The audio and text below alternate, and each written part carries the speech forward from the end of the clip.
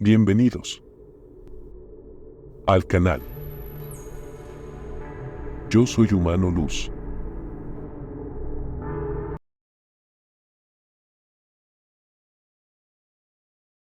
Os temas interessantes é falar um pouco primeiro sobre geobiologia para as pessoas entenderem o que é uma geobiologia energeticamente falando. Isso. Então, assim, para as pessoas entenderem, a geobiologia são meridianos da Terra, semelhante aos nossos meridianos de acupuntura no corpo humano. Então, a Terra tem meridianos no sentido norte-sul, leste-oeste, né? Percorrendo toda a circunferência do planeta. Então, originalmente, todos esses meridianos, eles transferem energia eletromagnética positiva. No entanto, nos pontos ao longo da história, onde a humanidade viveu e teve seus assentamentos, suas cidades, suas guerras, seus conflitos, acabou se marcando o histórico, ou vamos dizer assim, se gravou o histórico dessas civilizações. E a partir dessa gravação, nós temos o conceito equivocado de pontos geopáticos como se sempre fossem negativos, e não. Você tem centros geopáticos ou linhas geopáticas positivas, e as não positivas são basicamente nas imediações ou dentro das cidades humanas, tá? Então, por exemplo, áreas extremamente carregadas na Europa, Roma, Coliseu de Roma, o Vaticano, áreas Auschwitz, onde houver um campo de concentração, ou seja, são centros, fisicamente falando, onde as atividades físicas de guerra, de morte, sofrimento, foram gravadas nas rochas, no solo, na areia, nas pedras, nos cristais, nas próprias construções. Então, ali determina-se um ponto geopático com uma informação de sofrimento. Certo? Agora, se a gente vai, por exemplo, para os Himalaias, para o Nepal, para os Andes, para a Cordilheira Andina, a própria Patagônia, que só tem pinguim, você não vai medir um ponto negativo, você vai encontrar um ponto geopático com uma fluidificação de energia muito forte, que é o caso que muitos lugares da canastra, onde poucas pessoas vão, onde as cachoeiras são quase virgens, porque o acesso é difícil, porque tem que ir de 4x4, aquela história toda. Então, a pouca presença humana acaba por preservar os devas da região. Então, quem fica impregnado com a energia negativa humana? Os devas. Então, o grande problema nosso é que quando nós vamos para o meio do mato, montanha, qualquer lugar, nós transferimos o nosso lixo, nossa desgraça humana, para esses centros. Quanto maior a presença de seres humanos, maior o índice de contaminação. Então, o que acontece? Normalmente, a natureza precisa de um ciclo lunar de 28 dias para se limpar. O ciclo completo de 28 dias, as 4 luas. Então, os lugares de alta rotatividade humana, onde isso não acontece, acabam se tornando, mesmo na natureza, centros geopáticos. Por exemplo, cachoeiras de alta rotatividade, sempre alguém morre afogado, alguém se machuca. Praias de alta rotatividade têm tendência para afogamento, problemas, acidentes. Por quê? A rotatividade é tão alta que a natureza não consegue se descarregar, se limpar do excesso de carga humana, por assim dizer. Tá? Então, a grande questão aqui é as pessoas que buscam a natureza, cachoeiras, praias, etc., etc., elas esquecem que elas têm que fazer um trabalho de comunhão com a natureza e não levar, além do seu estresse, música, rock, droga, como todos fazem. Então, esse é o grande problema. As pessoas levam uma sobrecarga de quadro obsessor e a natureza não tem tempo de fazer a requalificação energética desses lugares. Fosse uma reciclagem, né? Exato. E dessa reciclagem. E tem alguma maneira, nesses lugares onde é muito frequentado, né? Tem alguma maneira de a gente conseguir ajudar nessa reciclagem? Alguma prática, algo nesse sentido que consiga ajudar esse local? Tem. A gente poderia fazer o que nós chamamos de colunas Mahatma, colunas búdicas, coisas do tipo assim. Então, o que acaba acontecendo é assim, se a gente vai para um lugar, ancora uma hierarquia espiritual. Então, o primeiro aspecto tem que entender o ponto que eu me encontro. Por exemplo, se eu estou numa selva, numa mata, numa cachoeira, a prerrogativa são caboclos. Uhum. Então eu tenho que chamar caboclos. Pantera Negra, Pena Branca, Tupinambá, Guaraci, Jurema, conforme a frequência, solicitar a presença de caboclos, porque as matas é terra de caboclos, e pedir ajuda para fazer o encaminhamento tanto dos eguns, dos encarnados, quanto das egrégoras deixadas pelos humanos através de uma meditação. Esse tipo de trabalho de meditação cabe, por exemplo, um tambor xamânico indígena, cabe uma defumação sem causar incêndio, obviamente, né? Então, uma defumação, um tambor, um canto indígena, tá? Chamar a Jurema, no caso aí, isso é coisa do candomblé, né? Que existe o ritual da Jurema do candomblé. Jurema é uma caboclo, uma índia, então não confundir as coisas. Então, se pegar um tambor, tá? Fizer uma invocação indígena e chamar toda a linha de esquerda dos próprios índios que viram na esquerda, você consegue limpar sem nenhum problema qualquer cachoeira, qualquer ambiente da natureza. Só que eu tenho que saber isso. Por exemplo, se eu estou numa praia, praia não são todos os índios que tinham acesso às praias, mas alguns tinham. Então, também eu posso chamar caboclos, posso chamar, por exemplo, piratas, povo do mar, né? Aí entra toda a linha do Ogum Beira-Mar, para fazer o quê? O mesmo trabalho de trabalhar, chamar, limpar, tambor. Então, assim, ferramentas existem muitas. O que eu tenho que entender é o ponto de força no qual eu me encontro. Entende? Por exemplo, se eu estou no meio do sertão, ali é boiadeiro, porque onde o pessoal transava, caminhava com o gado. Então, ali é boiadeiro que eu vou chamar para fazer a limpeza do ambiente.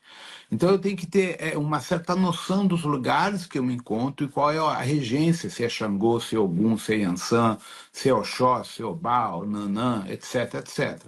Tendo isso em mente, tendo esse conhecimento, fica muito mais fácil fazer uma limpeza ambiental, fazer um ritual de umbanda ou xamânico, não importa, para fazer a liberação dessas almas que estão presas ali, tá?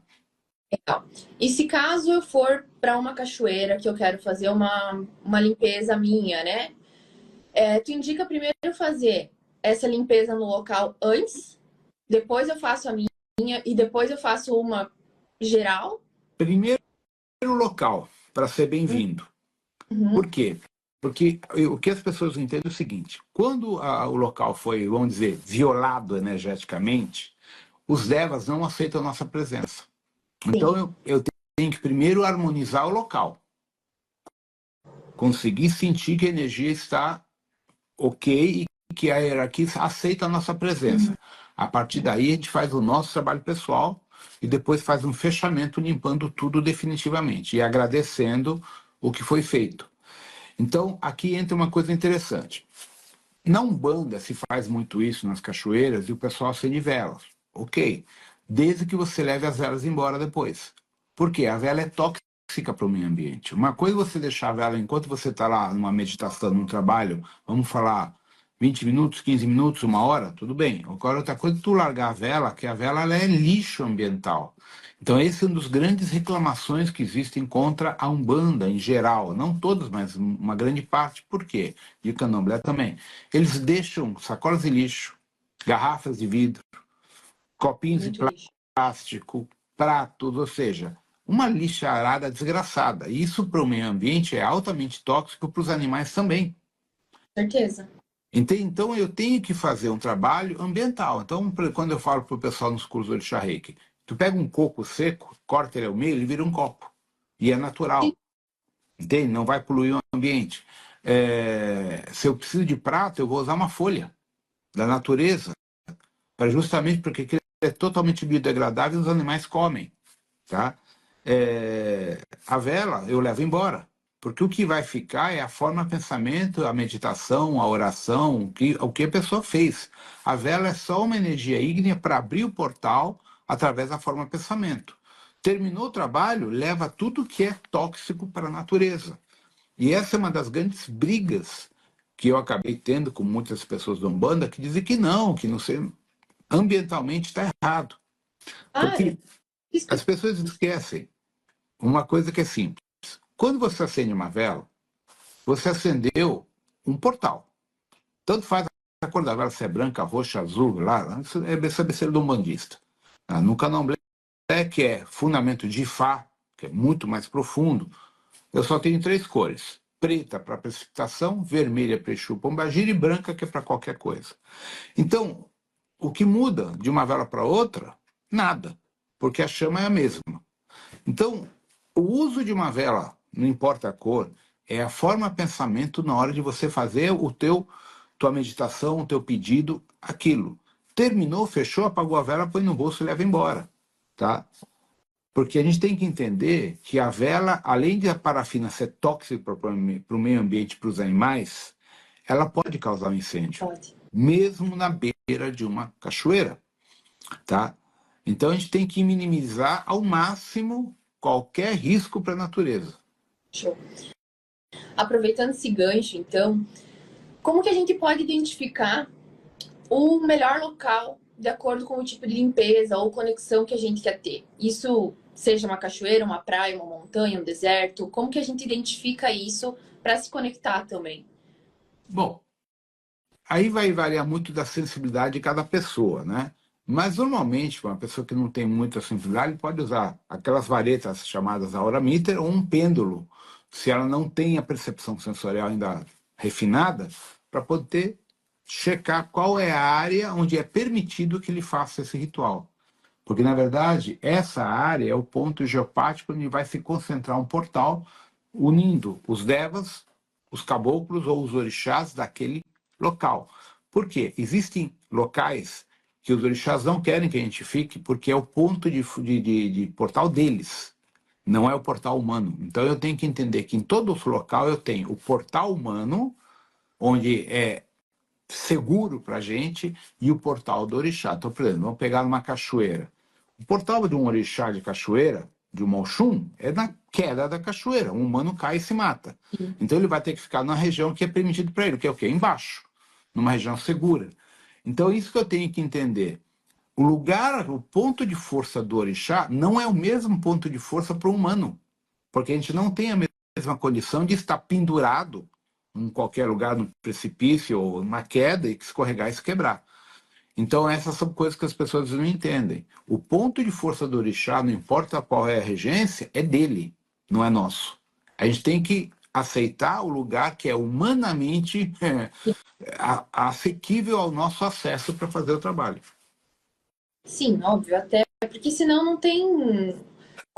Porque a gente tá sujando mais ainda aquele ambiente, né? E correndo riscos, né? É? E, Rodrigo, tu conseguiria explicar para nós o que significa cada ponto desse? Por exemplo, a energia mais qualificada de uma cachoeira, de uma praia, de um deserto, como que a gente consegue acessar essa energia para o que a gente busca, para a frequência que a gente busca equilibrar na nossa vida?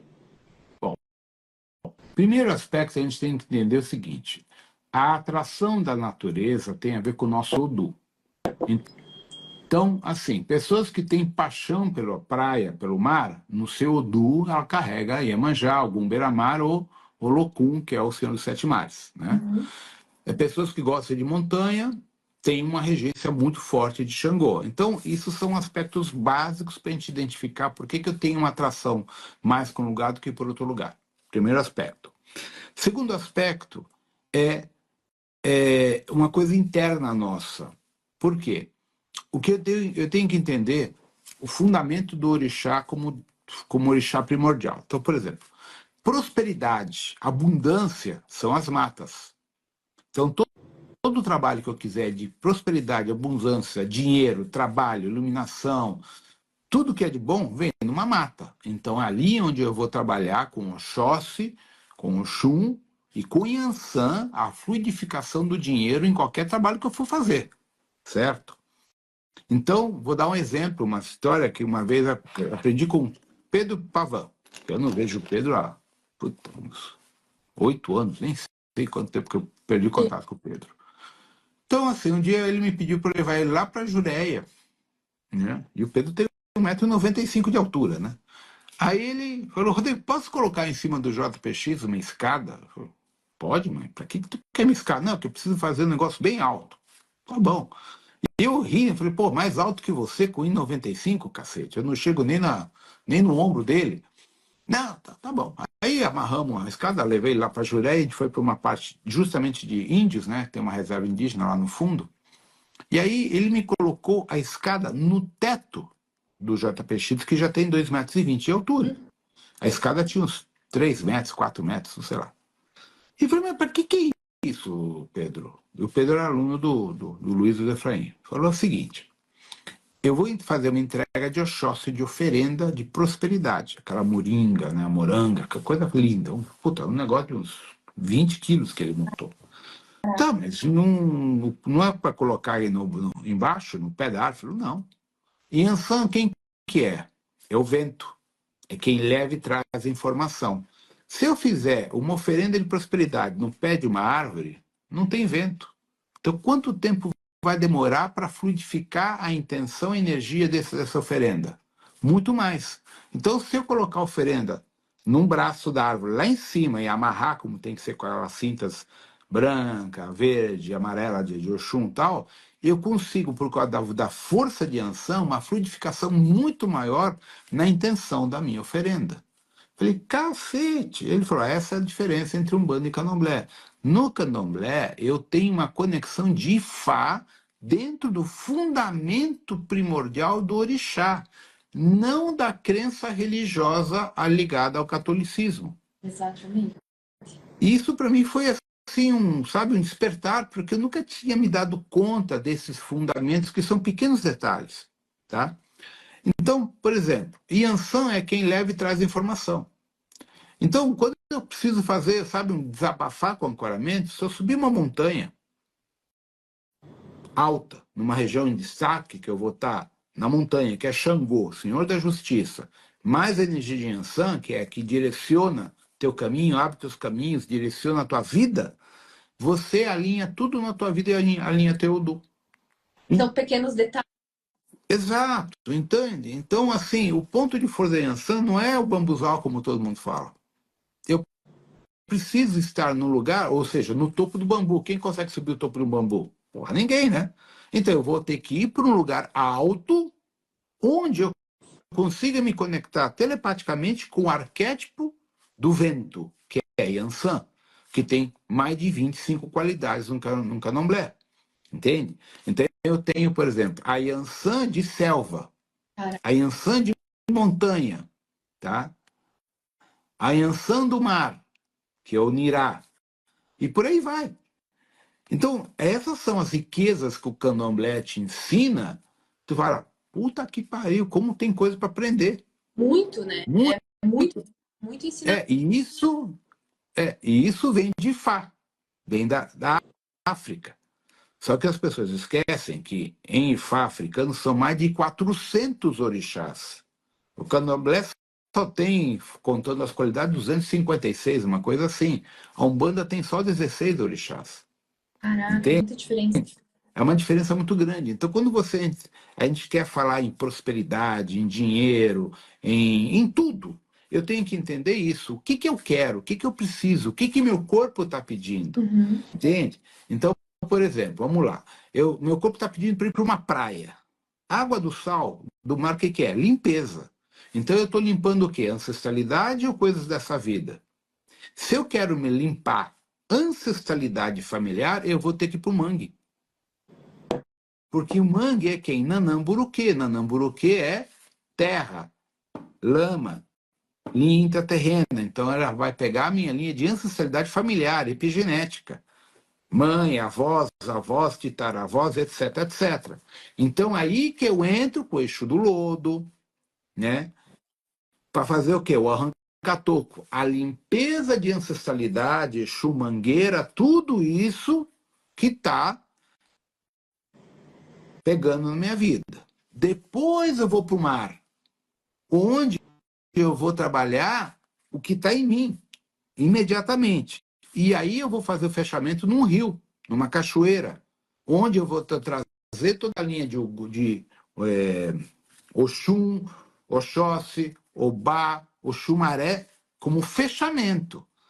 Entende? Então, existe toda uma prerrogativa quando a gente faz ebó na praia, pelo candomblé. Então, eu começo pelo mangue, vou para o mar, e do mar eu vou para uma cachoeira. Tá? Completo, né?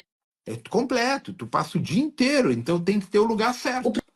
O problema é a mangue, né? Porque Não, hoje em dia São Paulo tá cheio.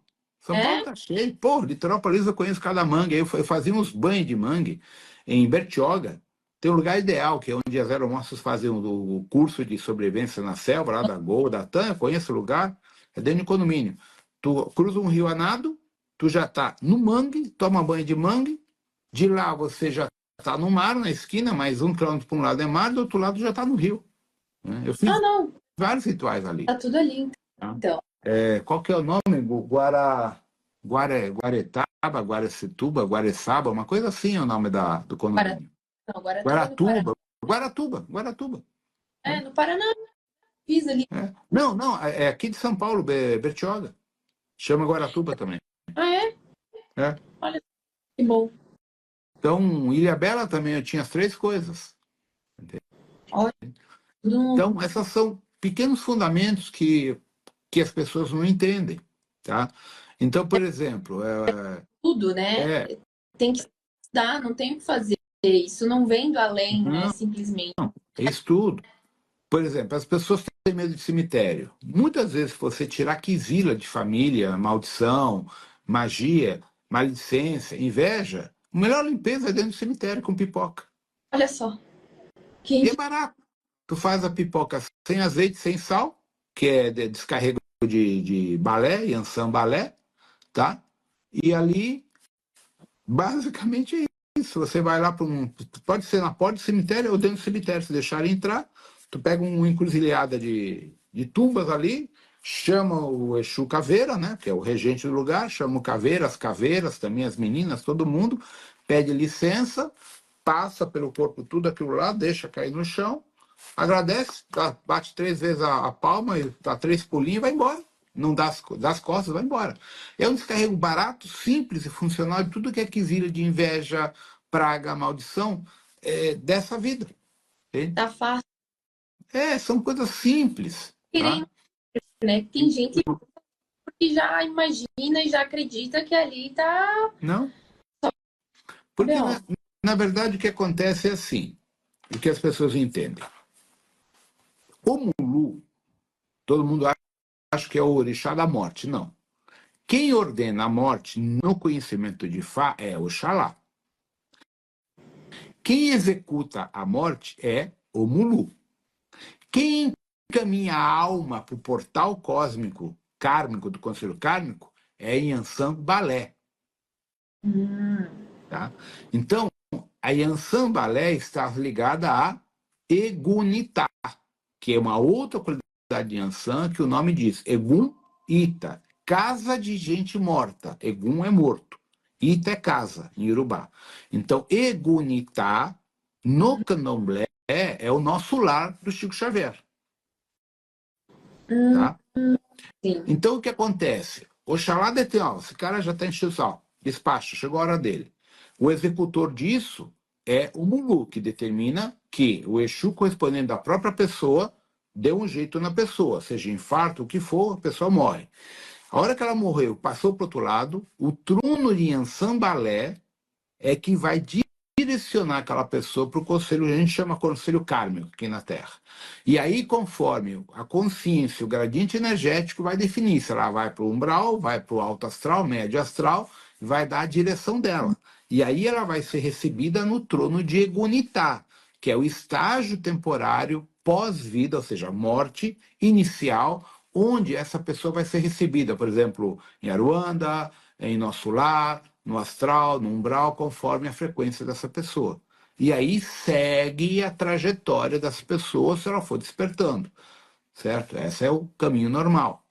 Então, aí o que acontece? Egunitá é um trono de, vamos chamar, nosso lar, ligado a Yansan Balé. Sim. Tá? E aí vem outro erro conceitual. Egunitá não tem nada a ver com Xangô.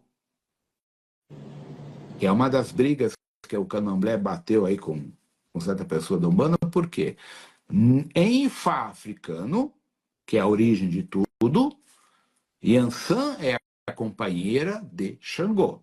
Agora dá um nó na nossa cabeça, porque Yansan é companheira de Ogum, Yansan é companheira de Oxalá, Yansan é companheira de Omulu. Ele fala, puta que pariu. Caralho, quantos parceiros essa louca tem? Todos. Porque Yansan é o vento. Tá em Entende? tudo? Ela está inserida em todos os processos da natureza primordial. Sim, Por isso que o estudo de Yansan é o orixá mais complicado que existe para se estudar e para se ajustar à vida de uma pessoa que é de Yansan. entendi. E vai de acordo com o ambiente que ela está, por exemplo, Yansan deserto, Yansan da mata, Yansan da praia. Muda tudo. Todo é um fundamento totalmente diferente, né? Exato, porque elas têm características diferentes e elas têm uma linha de ancestralidade diferente. Por exemplo, se a gente entrar nessa linha, a gente vai falar da Yamin Oxorongá, que são 16 Yamin Oxorongá. Não só 3 ou 7, são 16. E aí, o que acontece? Cada Yamin está associada a uma orixá feminina, seja Yansan, Nanã, Oxum, Obá, e vai indo. Tá? E esse conhecimento é hermético do candomblé e do Ifá africano. Umbanda não tem essa regência. Só alguns candomblés, que eu também não sei quais, porque são mais de 12 candomblés no Brasil, mas a linha de Ifá que eu também não conheço. Tá? Então, quando a gente começa a estudar orixá feminino na linha de Egum, a frequência para Egum humano, aí entra na questão de Yamin Oxorongá, nessas qualificações, porque aí entra o quê? Ancestralidade feminina, sagrado feminino, as bruxas de Salém, as mulheres que foram decapitadas, Inquisição, aquela merda toda. Então, o que acaba acontecendo é que ali desdobra um conhecimento fechado, hermético. Por exemplo, Efraim não passa para ninguém. Ele me passou o fundamento de Yamin porque eu sou de Urumilá. Porque a única orixá que Yamin, Oxorongá, aceita conversar é com Urumilá, com mais ninguém. Né? Nossa, bem. Senão eu não teria acesso a essas informações. Mesmo assim, tem muita coisa que eu não posso abrir a boca, porque é fundamento secreto deles, é fundamento sacerdotal deles. Tá? Só estou abrindo para as pessoas entenderem o emaranhado que existe no conhecimento quando a gente quer falar, minha vida está uma desgraça. Tá, então vamos ter que analisar etapa por etapa. O que está uma desgraça? Parte emocional, financeira, familiar, ancestralidade ou presente? Entende? Por isso que a gente falava outro dia que muitas coisas a apometria não consegue resolver. Tá? Por quê? Porque eu tenho um problema de ancestralidade ou eu tenho um problema de Odu. A apometria não consegue mexer em Odu, porque eles não têm esse fundamento, eles não têm esse conhecimento, eles não têm o entendimento de como é ajustar o antacarana da pessoa. Né? Já o candomblé já está bem aprofundado nisso, né? Sim, mas aí vai depender também da seriedade do sacerdote. Não são todos, não são. Tá? Por quê? A feitura de candomblé para você se tornar sacerdote é 7 anos. Aí você vai ser consagrado e o teu Odu, teu orixá, vai determinar se você veio essa vida para ser ou não sacerdote. Se você não veio para ser sacerdote, não adianta querer que não vai permitir.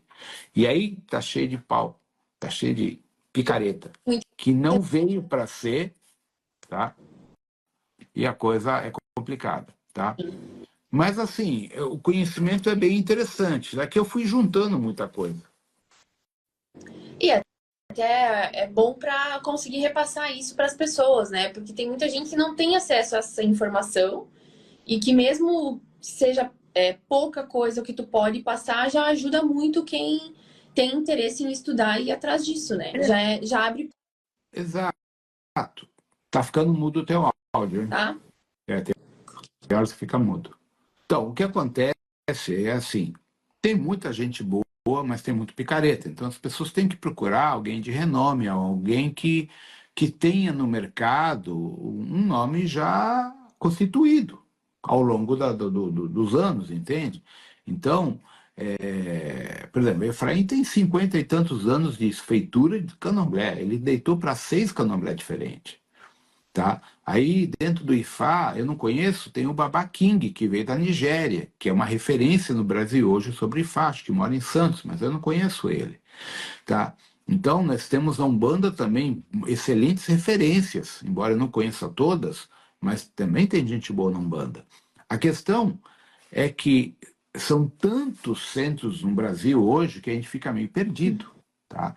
Então, antes da gente se meter, seja Candomblé, Umbanda, Ifá, a gente deveria fazer uma pesquisa para saber realmente onde, com quem eu estou me envolvendo. Tá? Isso seria o correto. Eu falo de Ifá porque a origem de tudo é na África, em Urubá. Porém, eu não conheço Ifá, não tenho feitura, nada, eu não sou nem feito no Candomblé. Eu tenho essa informação porque eu recebi do Pena Branca o doxo maior de 28 anos de Candomblé. Tá? Mas eu não vim aqui para ser babalorixá, então aí que vem a questão. Eu não sou pai de santo. Sim. Eu tenho informação para dar aula para as pessoas, tal, tirar dúvidas até onde eu posso. Tem coisa que eu não sei responder também. Com certeza. Show. Voltando para o assunto de pontos geopáticos, teve algumas perguntas que um pessoal deixou para nós. E um deles pergunta sobre como esses pontos geopáticos influenciam na nossa vida. Tanto, como tu disse, os negativos quanto os positivos, né? O que pode acontecer se caso a gente acessar sem ter esse conhecimento, um ponto desse? Tá. Então, primeiro aspecto é entender o seguinte: existe uma condição muito comum, é de a gente trabalhar ou dormir em pontos geopáticos. Então, pontos geopáticos negativos vão gerar doença, vão gerar reumatismo, dor de cabeça, aneurisma cerebral ou câncer e morte. Isso já está estudado e comprovado. Então, a gente precisa de mais ou menos de 5 a 6 anos para dormir no mesmo ponto ou trabalhar no mesmo ponto para adquirir um câncer irreversível por ponto geopático. Por quê? Porque vamos entender o seguinte: o pior é o que dorme, não o que trabalha. Por quê? Quando você está dormindo, repousando, tá? As tuas células entram em mitose celular, divisão celular, e descartam as células velhas e regeneram. Se você está dormindo em cima de um ponto geopático, as tuas células começam a se regenerar de forma equivocada, gerando tumor e, consequentemente, o câncer. Por quê? Os telômeros não conseguem corrigir a informação anterior, isso gera uma inflamação tumoral, etc, etc. Quando a gente trabalha num ponto geopático, a gente percebe que não rende dor de cabeça, tontura, a gente se dá conta. Agora, quando a gente chega em casa cansado, já arrebentado, tu acha que é do cansaço. Não se dá conta que é do ponto onde tua cama se encontra. Então, a primeira coisa, aí entra o Feng Shui, que não é minha especialidade. É o quê? Medir a tua casa. Pega as varetas de auramíter, então um pêndulo, e as réguas, tem um monte de material, e faz uma medição cômodo por cômodo. Se a tua cama estiver no ponto geopático, vê se dá para modificar o quarto. Dá, né? Aí entra a parte da cura. A cura entra cristais. Por exemplo, eu não sou muito a favor dos aqueles orgonites. Por quê? Porque o cristal está envolvido com uma resina. Sim. E a resina ela gera uma resistividade, tirando 25, 30, 40% da eficácia do cristal. Então, o que eu prefiro fazer, que eu já medi? Eu pego uma rocha qualquer de cachoeira, de montanha, ou um cristal de quartzo, o que for, e meto um fio de cobre, tipo uma bobina, e ele vai puxar automaticamente toda a carga negativa do ponto geopático. Entende? Porque eu não tenho resina limitando o processo do orixá rocha. Toda rocha é ponto de força de Exu. Nunca se esqueçam isso. Rocha vulcânica é Exu. Cristais tem manipulação humana e tem a ganância humana. Então eu prefiro pegar numa cachoeira, pedir pro Exu da água lá, basicamente o quê? Uma rocha natural, uma concha do mar, uma estrela seca, não viva, né, gente? Uma estrela que está seca já, ok e tal. Elementos mágicos da natureza. Isso gera um descarrego energético em ponto geopático brutal. Mas o certo aí é checar com alguém de Feng Shui que tem muito mais experiência do que eu em fazer uma harmonização da nossa casa ou do nosso escritório, caso a gente identifique pontos geopáticos negativos. Quando o ponto geopático é positivo, ele te acelera, ele dá hiperatividade, te dá ideias, tu está sempre iluminado, está sempre tratando ideias, porque como o ponto é positivo, ele está te estimulando a se conectar com o alto astral e você acaba tendo sempre insights legais na tua vida. Essa é a principal diferença. E hiperatividade. Legal.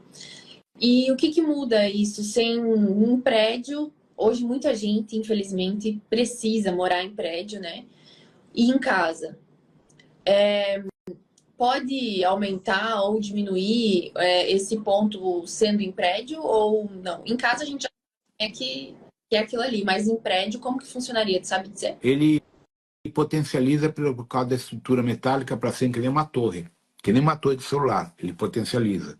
Então, se você medir em angstrom, um ponto geopático nos primeiros andares tem uma escala X. Tu vai lá para o topo, é muito maior. Por quê?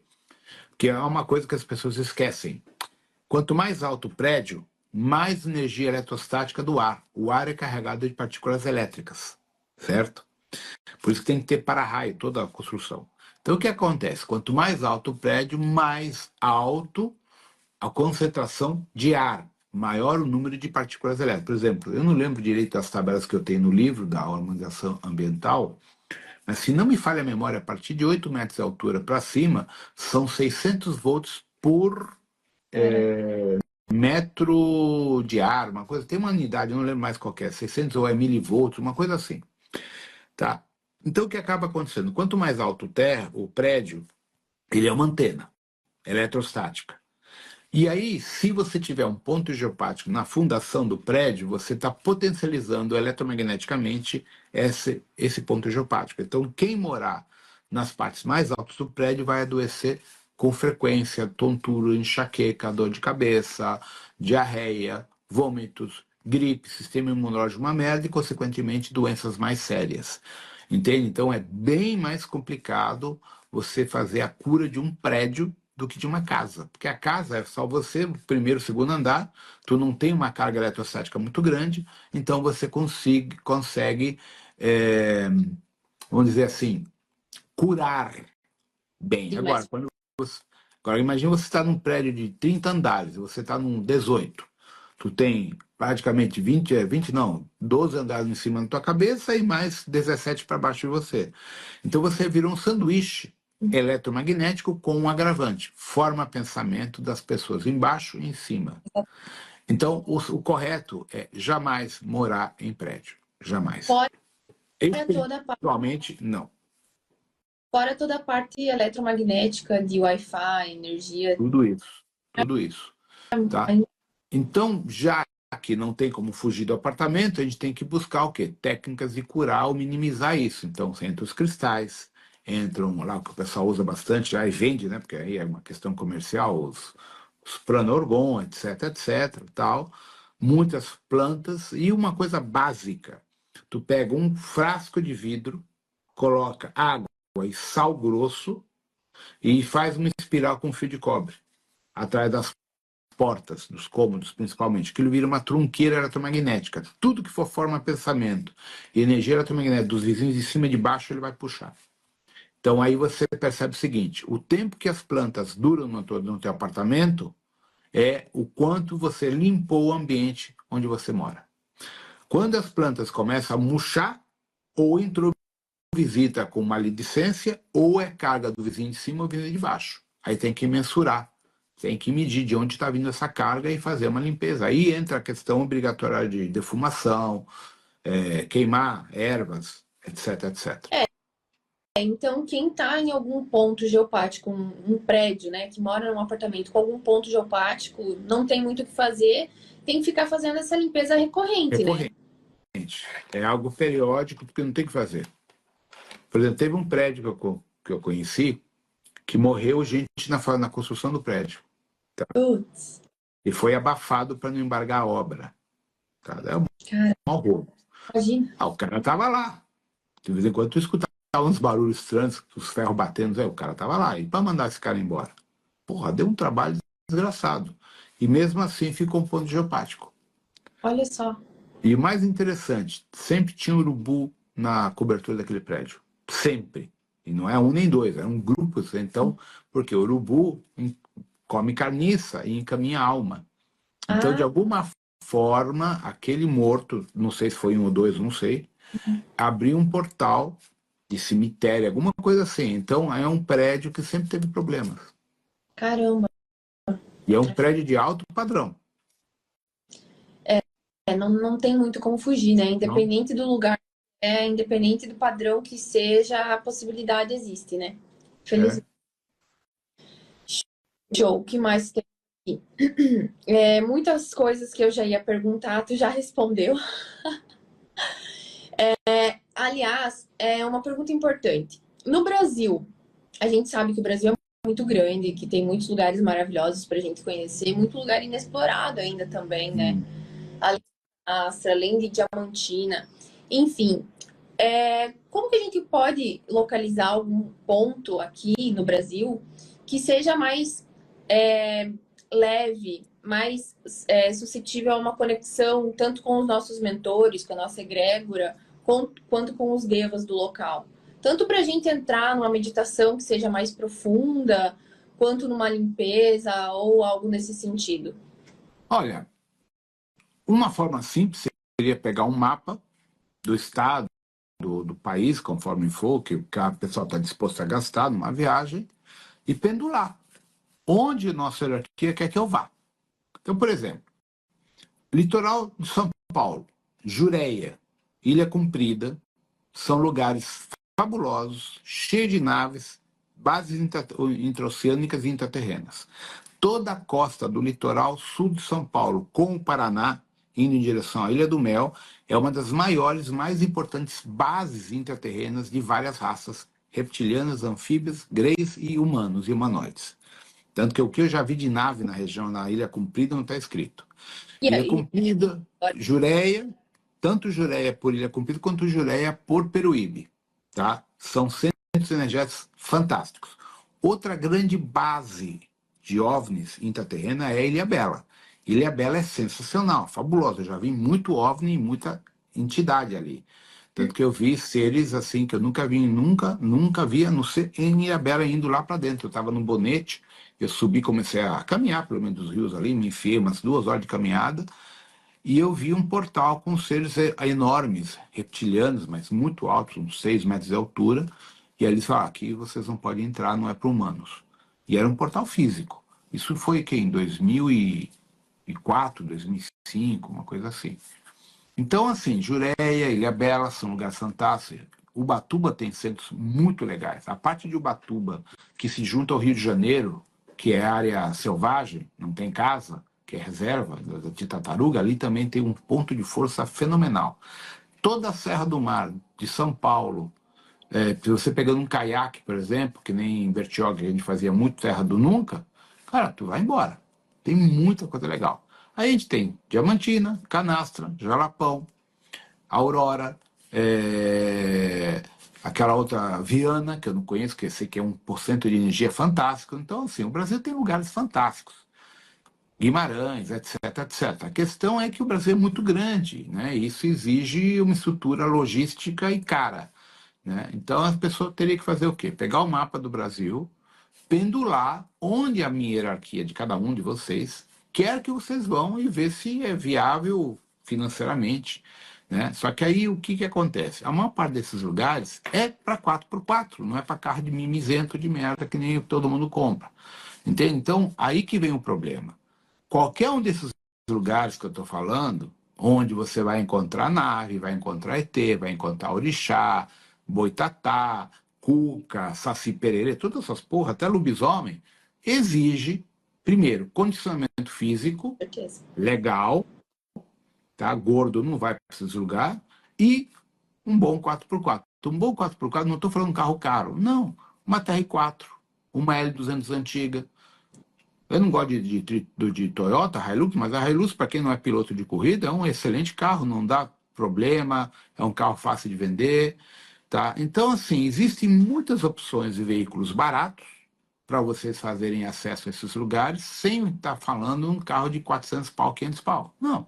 Tem carro de 50 pila, 60 mil, 30 mil, depende do teu bolso. É uma questão de entender que um Gol, um Celta, um Corsa não vai chegar na Juré, não vai chegar na Ilha Comprida, não vai, porque vocês vão perder o carro. A É, primeira travessia de rio, vocês vão perder o carro. Porque tem que cruzar rios, né? Tem que cruzar um monte de lugares assim, com areia, né? Então, além de tudo, você vai ter que fazer um curso de direção de off-road, isso. tá? Para aprender a dirigir. Né, bebê? Ah, ela é Tá aqui, gente do Chaco. carente. Caliente, sem vergonha. O que eu não. Ela quer fazer pãozinho. Ah, Então, esses lugares que são fenomenais são áreas onde não tem muitas pessoas, então onde você realmente pode desfrutar, pode dar uma acampada, pode ter uma experiência fora do normal e fazer um trabalho de limpeza, um trabalho de requalificação energética. Então vamos falar de um ponto importante para o corpo humano: aterramento. exato. Próximo ponto que eu ia. Esses lugares exigem da gente estar descalço, tá? Sem bota. Se der para ficar pelado, melhor ainda. Por quê? Tu tem que aterrar com a natureza, aterrar com a lama, com a areia, com um gramado, fazer uma troca de energia para conseguir fazer o quê? Descarregar estresse, tensão, adrenalina, toda a merda do dia a dia de uma grande cidade. Entende? Então, aí começa a parte xamânica, que para mim xamanismo não é encher o rabo de ayahuasca. É uma fusão com os orixás primordiais. Então, quando você está no meio de uma praia, é você ficar descalço, de biquíni, tanga, o que for, se for praia de nudismo, não tem problema. Aí você vai chamar quem? Ogum Beramar, Iemanjá, Yansan, os caboclos, os Exus, todas as hierarquias regentes daquele lugar, e você vai fazer um trabalho de limpeza, usando areia, que nem palha de assim, bombril, passando areia no corpo para descarregar toda a frequência eletromagnética que você trouxe das cidades. Se você tiver numa cachoeira, a mesma coisa. Tu vai ficar lá, biquíni o que for, vai pegar as pedras, vai agarrar a pedra da cachoeira, do rio, e vai fazer um trabalho de limpeza com essas pedras, e vai colocar a areia, o barro, no corpo, para fazer o quê? Descarrego eletromagnético que você está precisando. Então não é simplesmente chegar e entrar na água. É um ritual.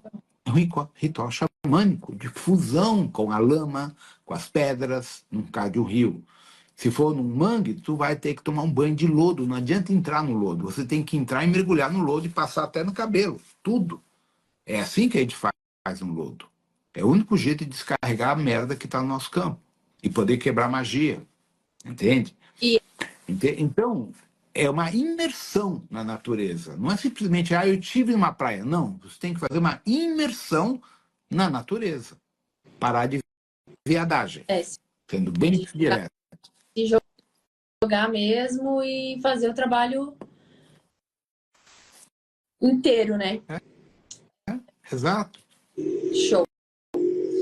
E justamente, até a Cris comentou, eu ia comentar também, que ainda bem que muitas pessoas não possuem 4x4, né? Porque algumas não têm essa consciência e com certeza com 4x4 na mão iriam destruir ao invés de ter algum benefício com a natureza, né? Então é importante trazer esse ponto também. Tem que saber usar o 4x4. Então, assim, o 4x4, ele te leva a lugares legais. Alguém comentou de Subaru? Subaru é um excelente carro, mas ele é baixo, gente. É um carro de corrida, de drift. Não é carro para esses lugares porque ele é baixo. Tu vai perder escapamento, o radiador vai perder o motor. Esquece. 4x4 tem que ser alto, tá? Então, por quê? Porque você vai passar em buracos, em valas, em erosões. Então, a direção correta do 4x4 é não sair das estradas principais, para não gerar danos à natureza. Tu tem uma estrada, é ali que tu vai, mas tem um buraco. Se vira, aprende a passar buraco. Entende? Então, qual é o problema que se critica e com razão? Eu vou fazer um aborto para não passar, porque eu não quero machucar o carro. Aí você vai lá e destraga o mato, derruba a árvore, tudo para fazer o aborto, porque não está afim de passar ali. Então, por isso tem que aprender a pilotar o carro que você tem. Os melhores carros do mercado hoje são Mitsubishi, porque ele já vem com bloqueio central, vem com o sistema 4x4 reduzido, tudo tal como tem que ser, e são baratos, tá? Então, eu falo do TR4, que é um puta de um carro excelente, barato, resistente, parrudo, e passa até 75 centímetros de água num rio, coisa que Renegade não passa, Compass não passa, essas merdas não... É 4x4 de neve. Então vamos entender uma coisa, gente. 4x4 é tração de 4 rodas, ok? Que tem com reduzida ou sem reduzida. A tração 4x4 alto, de muitas marcas aí famosas, é para andar na neve, na Europa, nos Estados Unidos, que tem neve, não, então, certo? Você precisa de uma tração extra, porque o pessoal põe corrente, para o carro conseguir andar no gelo e no ripio. No ripio não, no gelo, na neve. Carro 4x4 militar, ele tem uma caixa redutora, sem 2 câmbios.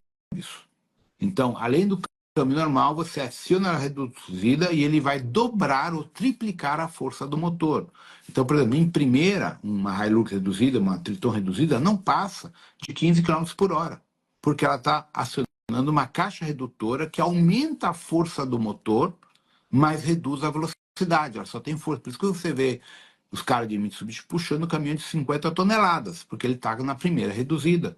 Tá? Então, os 4x4 de macho, que eu falo, que é picapes em geral, Troller, Engesa, JPX, Willys, Land Lixo, por aí vai, eles têm essa segunda caixa, onde eles têm uma capacidade de superar obstáculos sem queimar a embreagem, que um carro normal não tem. Tá? Essa é a diferença, além dos bloqueios, etc, etc. Então, o que acontece aqui, é importante salientar isso.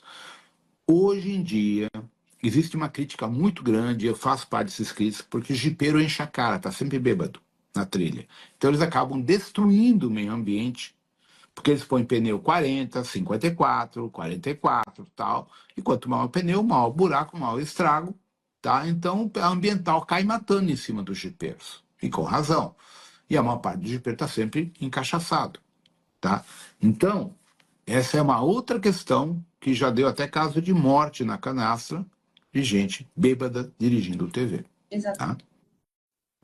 Então, a gente tem que tomar muito cuidado com isso. O cuidado ambiental hoje no Brasil é uma questão crítica que o IBAMA está pegando. Na canastra, em 2017 ou 2018, o IBAMA prendeu não sei quantas motocross por estar andando não devia. E prendeu o Jeep também. E a multa é de 2 pau e a apreensão do veículo. Tá? Então, se você vai comprar um 4x4 bom, vocês têm que aprender a usar, fazer um curso de 4x4, tem no YouTube, tem um monte de coisa, e nunca sair da estrada principal. E nunca andar sozinho em 4x4. Andar em 2 ou 3 carros, um puxa o outro se precisar. Tá? Então, isso é outra questão. Lembrar que tu é muito bem prevenido, né? Mas tem muita gente que tem um carro, que tem um 4x4 e acha que é isso.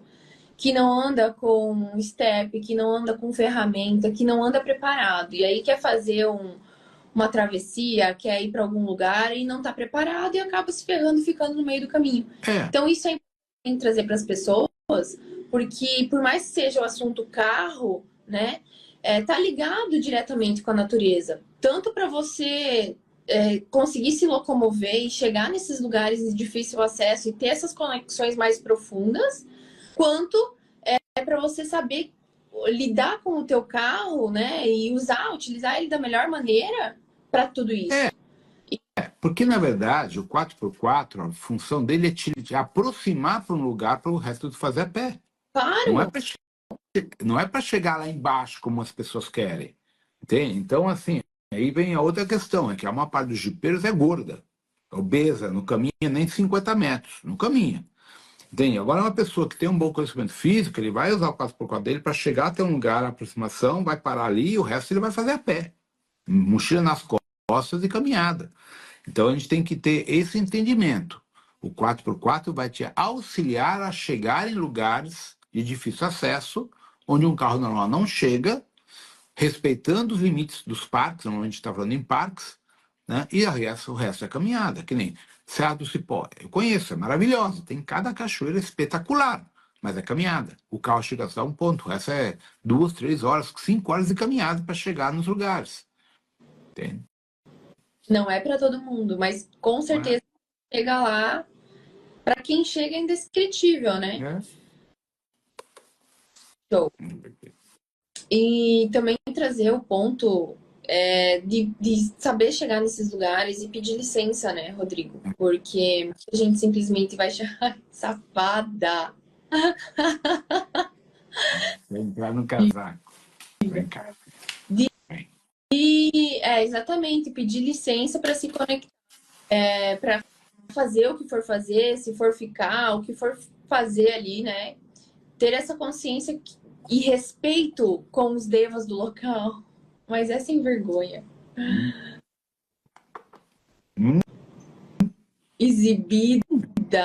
Exibida que ela tá. Ovelhinha. Bebê gostoso. Então, essa questão de pedir licença é muito importante. Eu tenho que só reativar uma questão importante, que é sobre o aterramento. Por que é importante o aterramento? Porque a gente está o dia inteiro com um sapato sola de borracha. Então, esse é um dos grandes problemas, porque a gente absorve muita carga do dia a dia, do estresse, e não descarrega, porque a gente nunca está com o pé descalço. E muitas vezes na nossa casa, o solo também, o assoalho é sintético, né? É carpete, ou é aquele assoalho plástico sintético também. Então, já que vai para o meio da natureza, tá? Estar descalço é importante para fazer o quê? O aterramento eletromagnético para poder, né? E aí entra a questão da respiração. Aí entram as práticas internas que o Terry tanto explica. Por quê? Se eu vou aprender a respirar, eu vou aprender a trabalhar minha Kundalini, eu tenho que conhecer o ponto de força de uma cachoeira, de uma montanha, de uma praia, tudo, para poder aproveitar ao máximo o fluxo de oxigenação que eu vou fazer numa prática de Tai Chi, de Qigong, Yoga, o que for. Então eu tenho que entender isso. Se eu estou em pé, no meio do mato da natureza, eu estou com um ponto de força sendo trabalhado. Se eu sento e coloco o cóccix na areia, é outro ponto de força. Eu estou com 3, porque eu estou com os 2 pés no chão, mais a bunda no chão. Então eu tenho uma estrutura trina, diretamente conectada à coluna. Então, tudo isso são detalhes, que não é muito minha praia, que o Terra pode explicar melhor futuramente, na qual, o que acaba acontecendo? Quando eu faço uma prática de meditação, chamo um caboclo, chamo a hierarquia do local, não importa o nome, e eu quero, de fato, fazer uma conexão legal, eu tenho que usar a respiração cíclica, segurar ao máximo que eu posso a respiração, e aí trabalhar o tantien e o períneo, para ir criando um processo de oxigenação rítmico que vai elevar a minha Kundalini, vai elevar a minha percepção em teta ou em alfa do local. Por isso que não pode ser com gente do lado. Né? Por isso que eu gosto da Jureia, porque a Jureia não tem ninguém. Dificilmente você vai encontrar alguém na Jureia. Tá? Então essas são as questões que as pessoas não entendem. Por que eu gosto de praia deserta? Porque eu posso fazer isso sem me incomodar com gente do lado incomodando. Qualquer lugar deserto. E por isso que tem um 4x4, né? Porque normalmente esses lugares são de difícil acesso e a gente volta Exato. naquele. É necessário.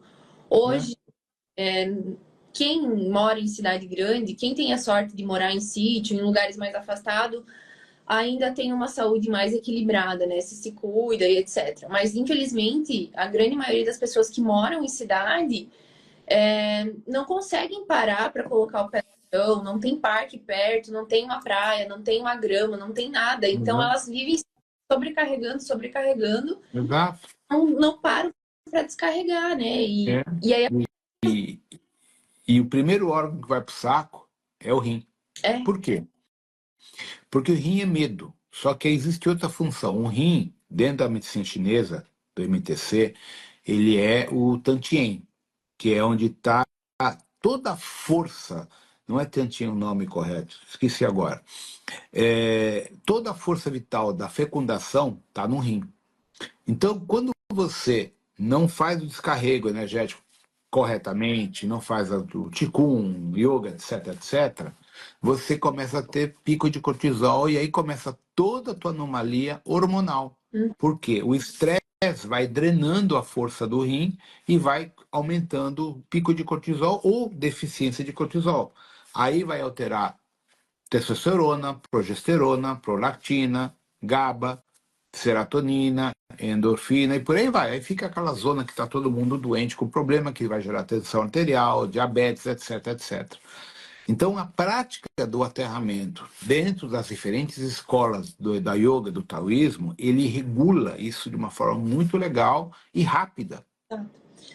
Na live que eu fiz com a Laura e com a Dani, a gente falou exatamente disso. Até elas trouxeram um caso de uma cliente que estava há anos, terapeuta cliente, e estava há anos atendendo, e não ia para, morando em prédio, né, sem conexão nenhuma com a natureza, não fazia um descarrego nenhum, estava doente, sobrepeso, um monte de erros, assim, justamente porque não tem essa conexão. E é uma coisa muito fácil, né?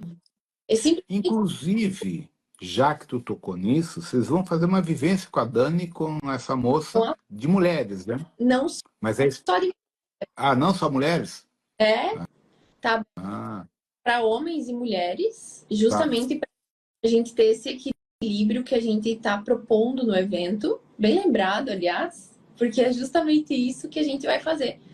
É ensinar essa conexão de uma maneira prática, com fundamento, para as pessoas que querem se conectar, para as pessoas que querem trazer equilíbrio para a saúde emocional, para a saúde espiritual, para o corpo físico.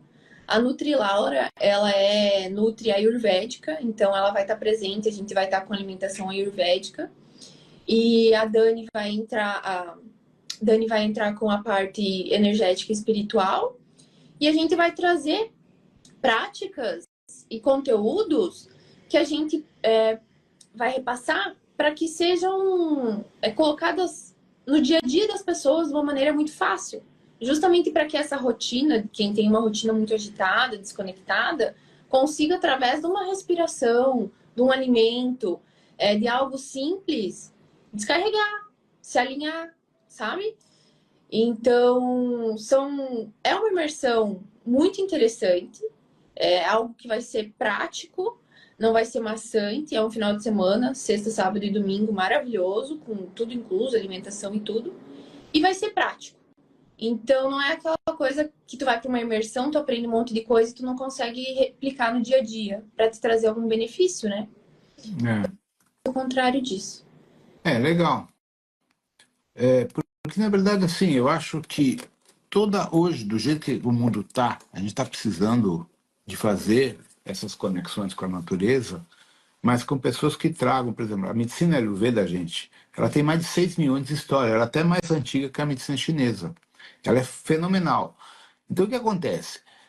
Muitas pessoas não gostam do tipo de alimento, do jeito que eles fazem. Mas acontece que o ciclo da Ayurveda ela está ligada ao tipo de organismo, tipo biofísico de cada pessoa. E é muito legal quando você encontra o teu dosha e aí você vai ver, por exemplo, caso comum, um erro comum. A pessoa come ovo no café da manhã e toma leite com café. São totalmente antagônicos. Os dois são inflamatórios. Então, a tendência diarreia, desbiose intestinal, um monte de problemas é porque você jamais pode misturar ovo com leite. Jamais. Isso é medicina Ayurveda, porque eles fazem essa análise já há 6 mil anos. Tá? Então são coisas interessantes que, se vocês pegarem com a NutriLaura, pequenas dicas vão mudar por completo a vida de vocês, do ponto de vista nutricional. E são pequenas coisas. Exatamente. É que assim, né? Eu não sou muito chegado na parte nutri e tal, porque eu sou meio bagual, né? Mas faz uma diferença desgraçada na vida. Legal. O resto tu já come. Mas experiência própria, que eu consegui fazer um detox muito mais proveitoso, com um resultado muito mais significativo através da Ayurveda, porque eu identifiquei o meu dosha, Eu fiz de acordo com os alimentos que o meu corpo tem uma melhor absorção, que não tem alergias, que não tem intolerância. Então, eu senti uma diferença imensa com a Ayurveda do que com outras. E eu já passei por vários nutricionistas, enfim, vários tipos de detox. E o Ayurveda foi o mais simples, mais prático, que até alguns alimentos já faziam parte do meu dia a dia e que trouxe mais resultado. Legal. Então, é justamente você identificar. Às vezes você está comendo tanto um alimento que o teu corpo não tolera, que se você substituir ele, já tem toda a diferença na tua saúde. É, Inclui glândulas, órgãos e tudo, né? tudo. É que, na verdade, se a gente pensar vários fatores. Primeiro, está tudo com agrotóxico. Está tudo intoxicado por metais pesados e outras coisas mais. Sem contar o que os aviões jogam do Chemical Trail lá. Hoje eu recebi um artigo do Mikkel. Foi feito um estudo, gente. É que ele só está por WhatsApp, mas é do YouTube. Eu tenho que tentar salvar isso e jogar para o Instagram oficial, lá para o Telegram. Né? Então, o que acontece? Foi feito um estudo em Dubai, acho que foi Dubai, Arábia Saudita, dessas tempestades de neve. Descobriram que dentro daquela tempestade de neve está cheio de nanopartículas de tecnologia militar norte-americana patenteada pelos Estados Unidos para manipulação do tempo, para controle temporal. Alguém perguntou sobre as queimadas aqui? Todas as queimadas no Brasil são criminosas, todas. Ou é o idiota atacando fogo, ou é o sistema do HARP criando essa configuração. Isso tem a ver com a Agenda 2030, levar as pessoas ao desespero, levar as pessoas a nível máximo de umbral. Por quê? Isso é a colheita. Nós temos vários fatores exógenos ou externos, como o professor Luiz Peixoto Vale fala, do checkmate global. Então, nós temos um flash solar iminente, o Herculóvis já dentro do sistema solar, já perto de Vênus, ou de Marte, ninguém sabe dizer, porque as imagens a gente tem, mas ninguém sabe a direção. Está ali. E o flash solar do núcleo galáctico. Tá? Então, esses três vetores externos, eles vão, sim ou sim ou sim, gerar efeitos geológicos, climáticos e rompimento da nossa barreira de frequência, o domo, como se fala os espanhóis, e o despertar de consciência na marra, sim ou sim ou sim. Então, isso está para acontecer nos próximos 5 anos, 6 anos, 3 anos, 2 anos, não sei, porque o tempo está totalmente fora do controle. Então, os terremotos estão acontecendo no mundo inteiro, interferência gravitacional do Herculóvis, as anomalias climáticas na Terra, interferência não só do Herculóvis, como do campo eletromagnético do Sol. Tá? E fora o HARP e fora toda essa tecnologia. Então, tudo isso está sendo feito para levar o ser humano ao limite do desespero. Então, quando ele morre, ele vai morrer numa frequência umbralina, colheita draconiana. Essas pessoas serão levadas pelos draconianos de forma definitiva. Então, a grande jogada dentro do simulador encarnacional reside do quê? Conduta, índole. Se você tem uma boa índole, você está cumprindo o que Jesus ensinou. Não faças ao próximo o que não queres para ti mesmo. Essa é a primeira diretriz. Então, dentro de tudo que está acontecendo no mundo, tá? Está sendo feita uma seleção pela hierarquia espiritual, que os kardecistas chamam de conselho kármico, que é exatamente com base na nossa índole. Tá? Então, tudo que está acontecendo na Terra, terremotos, enchentes, chuvas, tudo tem sido criminoso, causado por tecnologia norte-americana, do Quarto Reich, dos sinistros governo secreto, por ordem dos dirigentes globais que trabalham para os chopados e os draconianos. Então, eles controlam a Vanguard, a BlackRock e todos os grandes conglomerados empresariais e econômicos no mundo que estão submissos a eles. Tá? Então a coisa é bem complexa, é muito além do que as pessoas imaginam. Tá? As pessoas me chamam de alarmista, pessimista, mas olha o resultado das coisas que estão acontecendo. Está acontecendo. O Chiba avisou das enchentes no Rio Grande do Sul. Nem eu acreditei que fosse daquele jeito. São mais de 320 mil mortos, gente. Desaparecidos são mortos, tá? Pois é, porque, né, enchente não tem como reaparecer. É. E é bom lembrar do quanto é importante nesse momento, né, pôr em prática todas as... Nossa, me fugiu agora, os protocolos da rometria, né? Porque a gente tem os chips para os implantes, quanto para se proteger. Porque eu acredito que tem dessa poluição, né, que já está pelo ar, acredito que todas essas micropartículas com nano, caralho, 4, já tá no nosso corpo, né? E tudo ia para nossa prisão aqui, né? Para impossibilitar a gente de sair. Então, eu acredito que quanto mais a gente pôr em prática esses protocolos, mais a gente vai se criando uma proteção, né? Mas aí a gente tem que combinar duas coisas, gente, que as pessoas viajam muito na maionese. O que é da terra, o que é do céu, do céu. Então eu tenho que combinar os protocolos com o detox. Não, é um equilíbrio. E uma Não adianta. alimentação saudável. Então, por exemplo, a gente fala em yoga, tai chi, etc. Tal, só que a gente sabe que tem muitos alimentos que são tóxicos, como o glúten, o leite, etc, etc. Então eu tenho que mensurar isso. Tá? Exato. E aí, no meio, tem o detox. Seja pela Ayurveda, seja pela medicina chinesa, homeopatia, fitoterapia. Isso aí a pessoa vai ter que ver qual é o caminho mais viável para cada um. Mas o detox, hoje em dia, é imperativo, porque tudo que a gente consome, até a água que a gente consome, tá contaminada. Também. Tá? Então, que nem outro dia eu falava na live com o Dr. Pablo. Cara, uma pessoa que não consegue meditar. Por quê? Porque está com pico de cortisol, ou deficiência de cortisol, ou deficiência ou excesso de dopamina, serotonina, etc, etc. Isso é uma disfunção endócrina. Exatamente. Então, não tem jeito. Ou o cara faz um detox ou ele está fudido. Exato. Então, não tem como você desvincular espiritualidade de saúde, da saúde. Uma pessoa com uma saúde legal consegue relaxar, meditar, fazer yoga, tai chi, musculação, o que ele quiser. Agora, uma pessoa que está inflamada, intoxicada, glicada, não consegue fazer porra nenhuma. Nem academia ela consegue fazer. Porque não tem energia para levantar peso, nem para correr na esteira. Exatamente. Então, para você ajustar teu organismo, a primeira coisa é tomar consciência dos alimentos saudáveis e não saudáveis. E tomar uma decisão na vida. Ou eu paro de comer essa merda, ou eu me fodo. Ponto. Segundo passo, detox. Procurar uma pessoa credenciada, não vai em receita de merda da internet e você vai se foder.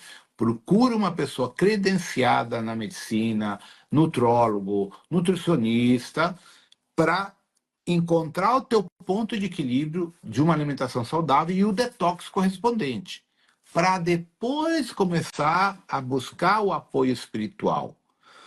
Por quê? O apoio espiritual vai trabalhar teu campo eletromagnético, mas se teu campo eletromagnético está contaminado por deficiência energética, por excesso de metais pesados, você nunca vai conseguir meditar, nunca vai conseguir ajustar o plano espiritual. Ele não entra, não penetra. Não fica sensível para isso. E é isso que a gente aborda muito na imersão que a gente vai fazer, exatamente para você entender que você precisa estar com o teu corpo alinhado, para tua mente, para o teu espírito estar alinhado também. E hoje em dia, um erro muito comum interpretado é que o melhor detox é o jejum. Infelizmente, essa informação ela já foi deturpada, porque o jejum ele é bom, mas mesmo o jejum ele precisa de... Você tem que ter a informação correta, o exercício físico também, né? Porque o estresse oxidativo pode prejudicar o nosso corpo tanto quanto uma má alimentação e uma falta de exercício. Então, o excesso do exercício, o excesso do jejum também prejudica. Então, tudo tem que ter e uma maneira certa de você estar fazendo, né? Não é simplesmente, beleza, eu vou fazer jejum porque é uma maneira de detox mais barata, é mais fácil, é mais acessível, e na verdade você está fazendo errado e está te prejudicando ao invés de melhorar. E Exato. a Ayurveda, Aí tem uma coisa importante que as pessoas entender o seguinte: jejum não é a vida toda, é um período. Entende? exatamente, De lá, 3 dias, 5 dias, uma semana, não importa. Desde que haja uma orientação correta. com certeza. O que eu tenho de aluno, gente, em Portugal e aqui, que se intoxicou com suplementação, suplemento. Porque hoje a indústria de suplementação é uma máfia também. Então todo mundo, suplementa isso, suplementa aquilo, aí tu fica desesperado. Tipo assim, magnésio é bom, tá? Então eu vou tomar 5 quilos de magnésio por dia. Não, mas o citrato de potássio, então eu vou tomar 1 quilo de citrato de. Aí quando tu vê, cara, tu tá gastando mais de 1.000 e poucos reais por mês de suplemento e tu joga tudo para dentro e tá fodendo teu fígado, porque tudo é processado pelo fígado. Então, as pessoas estão se intoxicando por excesso de suplementos sem uma orientação correta de um nutrólogo ou de um nutricionista dentro desse processo. É muito sério, gente, muito sério. Muito sério. E as pessoas precisam entender, né, que não é simplesmente sair fazendo alguma coisa achando que tem um benefício, porque tudo pode trazer um malefício também, né? Por mais Já, saudável, por exemplo, quem come muitos alimentos crus, né? Maravilhoso. Só que tu também tem um malefício. Hoje em dia é muito difícil, até os orgânicos já estão contaminados, né? Então, para você ficar com a parte de. Até hoje eu te mandei um vídeo sobre os alimentos que são mais contaminados por pesticidas. Coisas inacreditáveis, tipo pão bisnaguinha, requeijão, comidas assim que você nunca vai imaginar que contém mais de 5 tipos de pesticidas, coisas que você só deveria encontrar em verduras, em legumes, que estão nesses alimentos. Então, assim, contaminação muito grande, né? E é muito difícil você tirar isso do teu organismo. Porque um simples detox não ajuda. Você tem que partir para uma homeopatia, para uma fitoterapia para te ajudar. é, E melhor, importante, ter uma pessoa capacitada para interpretar tudo isso, né? é, Sim. por exemplo, gente, eu sempre tento compartilhar no Instagram aqui o Dr. Júlio, Paulo Musi, Sorrentino, o Dr. Laí, é, e vários outros médicos de renome. Tal. Então, assim, hoje nós temos, ainda bem, muitos excelentes médicos de renome internacional que compartilham pérolas fantásticas. Então a gente tem que aproveitar essas informações e ir atrás. Por quê? São pessoas que estão se baseando em estudo acadêmico universitário, não em achismo, tá? Então, nesse aspecto, a gente tem pessoas muito, muito boas aqui no Brasil. O Brasil, nesse ponto, é privilegiado. Então, a gente tem que aproveitar essas pessoas que estão trazendo para nós estudos científicos. Quer dizer, que nem outro dia o doutor Júlio estava comentando tem um babaca aí, não sei quem que é, falando mal da glutamina. Ele mostrou todos os estudos científicos que a glutamina prova que trata a desbiose. Entende? Então, a gente tem que entender isso. Existem médicos que são achistas, que estão ali só para ganhar like e ganhar dinheiro. E existem médicos que estão mostrando um estudo acadêmico, universitário, de universidades de renome internacional, com certos produtos importantes de consumo nosso. Tá? É aí onde vocês têm que focar com essas pessoas, que são de renome, são pessoas responsáveis, que têm um cabedal acadêmico que a maior parte dos médicos não tem. Então, Exatamente. isso é importante que ser lembrado. Tá? Achei E vergonha. algo que agora clareou aqui, e é muito importante, até a gente já conversou sobre isso, não é só o que a gente ingere, né? Porque a gente sabe que hoje a contaminação está até no ar, né? Como a gente já comentou. Mas algo que as pessoas ainda não criaram consciência é o que elas usam na parte externa do corpo, na nossa pele. A pele é o nosso maior órgão, né? E ela tem uma absorção incrível. Então, tudo que você passa na pele é absorvido, independente se são várias camadas, mas o teu corpo absorve. Hoje em dia, principalmente mulheres, né, que têm um cuidado muito grande com o cabelo, com a pele, com o rosto, enfim, e utilizam N tipos de cosméticos, não se dão conta o quão prejudicial é o que elas estão passando na pele. Assim como os homens que passam pós-barba, até a própria espuma de barba. Exato. Tudo isso é muito carregado de metais pesados, de toxinas, petrolatos, silicones, que sobrecarregam o nosso organismo também. Exato. Tem uma coisa que as pessoas não sabem, por exemplo, esse estudo foi feito por uma... Ela participou, era uma médica do Hospital Central de Madrid. Fizeram um estudo que a maior parte das meninas, as crianças, adolescentes com ovário policístico tinham parabenos. De onde vem os parabenos? Dos cremes e do negócio para o cabelo, né? Então, por exemplo, perfume, altamente tóxico. Inclusive o Dr. Júlio, eu compartilhei, ele postou hoje de manhã, ontem, um estudo que diz o seguinte: como a maior parte dos perfumes importados para o Brasil entra por importação, não passa pela Anvisa, uma grande parte de perfumes famosos é altamente tóxica para a pele, gerando doenças, por acúmulo, porque a pele absorve.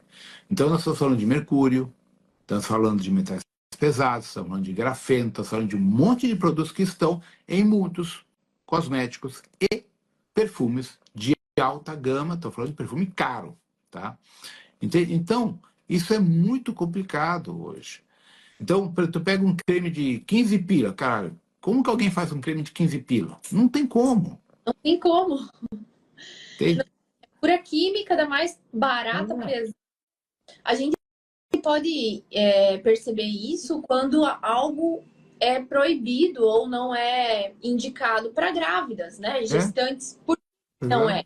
Porque é justamente o corpo que absorve e tem a possibilidade de chegar até o feto e prejudicar na formação do bebê. Exato. Essa informação já explica que tudo o que está na tua pele, não só o que você ingere, o teu organismo absorve, né? Então é de máxima importância as pessoas começarem a olhar para isso e a entenderem que não basta ter uma alimentação saudável, suplementar, fazer um acompanhamento nutricional, se o que você está passando no teu rosto, na tua pele, o desodorante, a pasta de dente, é do mais barato, é do químico, né? Tu tem que cuidar disso também. Tu tem que olhar, trazer o mais natural possível que tu possa utilizar para ter um equilíbrio, né? E não sobrecarregar também as tuas glândulas, porque o que sobrecarrega são as glândulas, né? E aí os microreceptores são obstruídos. Esquece. Estão perguntando, o nome dele é Júlio Schumann. Ele deve estar nos meus stories, eu sempre estou compartilhando coisas do Dr. Júlio, sempre.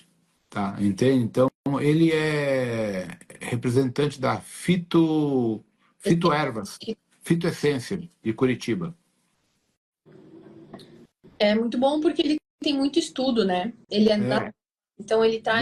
Naturopata, ele trabalha com o Dr. Baracate também. Tá. Eles têm uma parceria em algumas coisas, alguns projetos como o Baracate. Tá. Bom, acho que... tem uma pergunta de... Eu não lembro quem perguntou, mas ia entrar naquele assunto que a gente começou a falar sobre os processos que estão acontecendo na Terra agora, né? E a pergunta era se o aumento dos picos de ressonância de Schumann estão associados às mudanças climáticas. Diretamente. Total.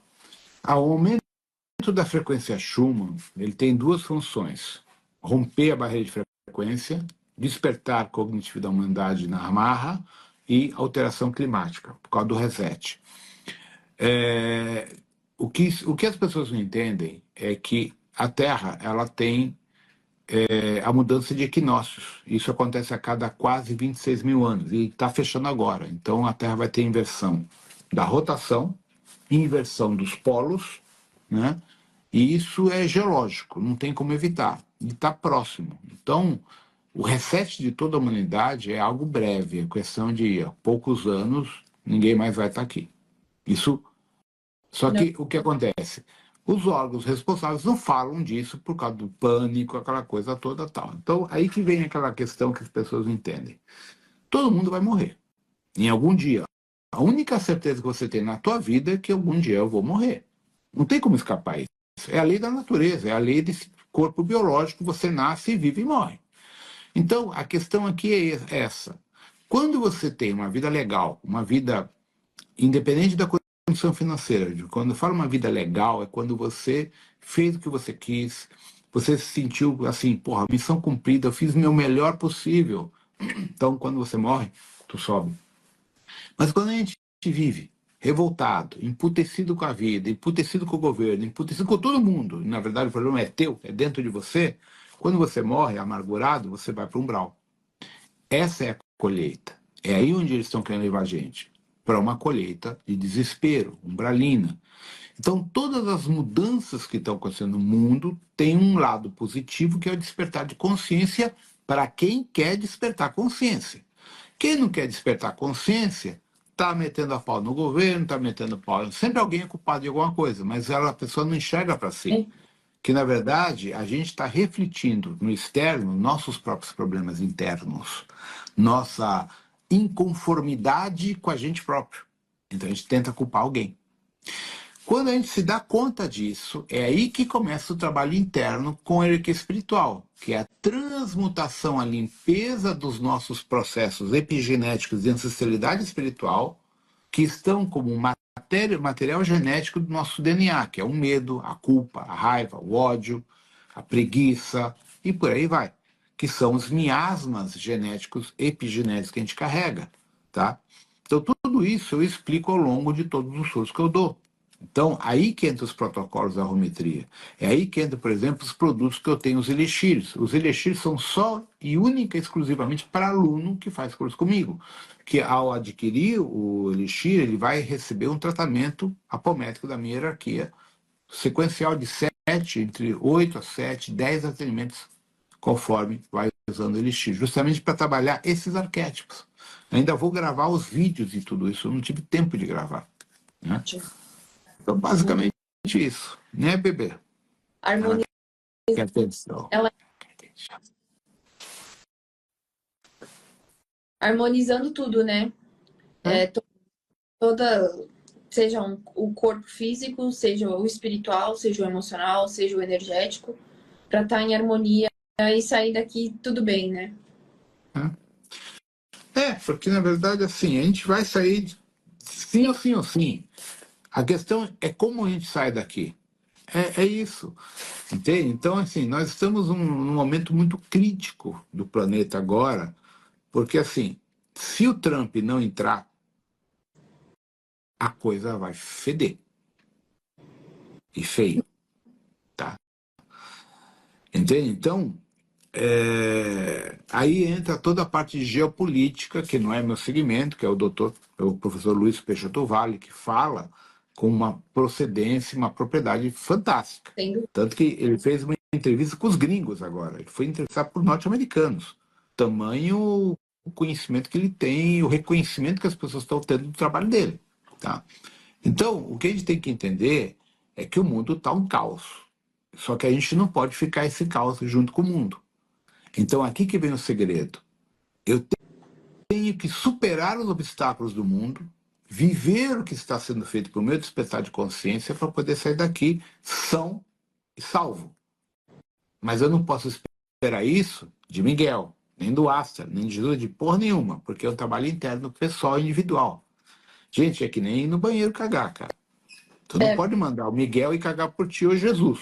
Não dá. É a tua questão. Vocês estão entendendo? Então, aí que vem a minha briga com os esquizotéricos, como falam os místicos de merda, que eles prometem mentiras. Por quê? O processo é interno, individual, você por você.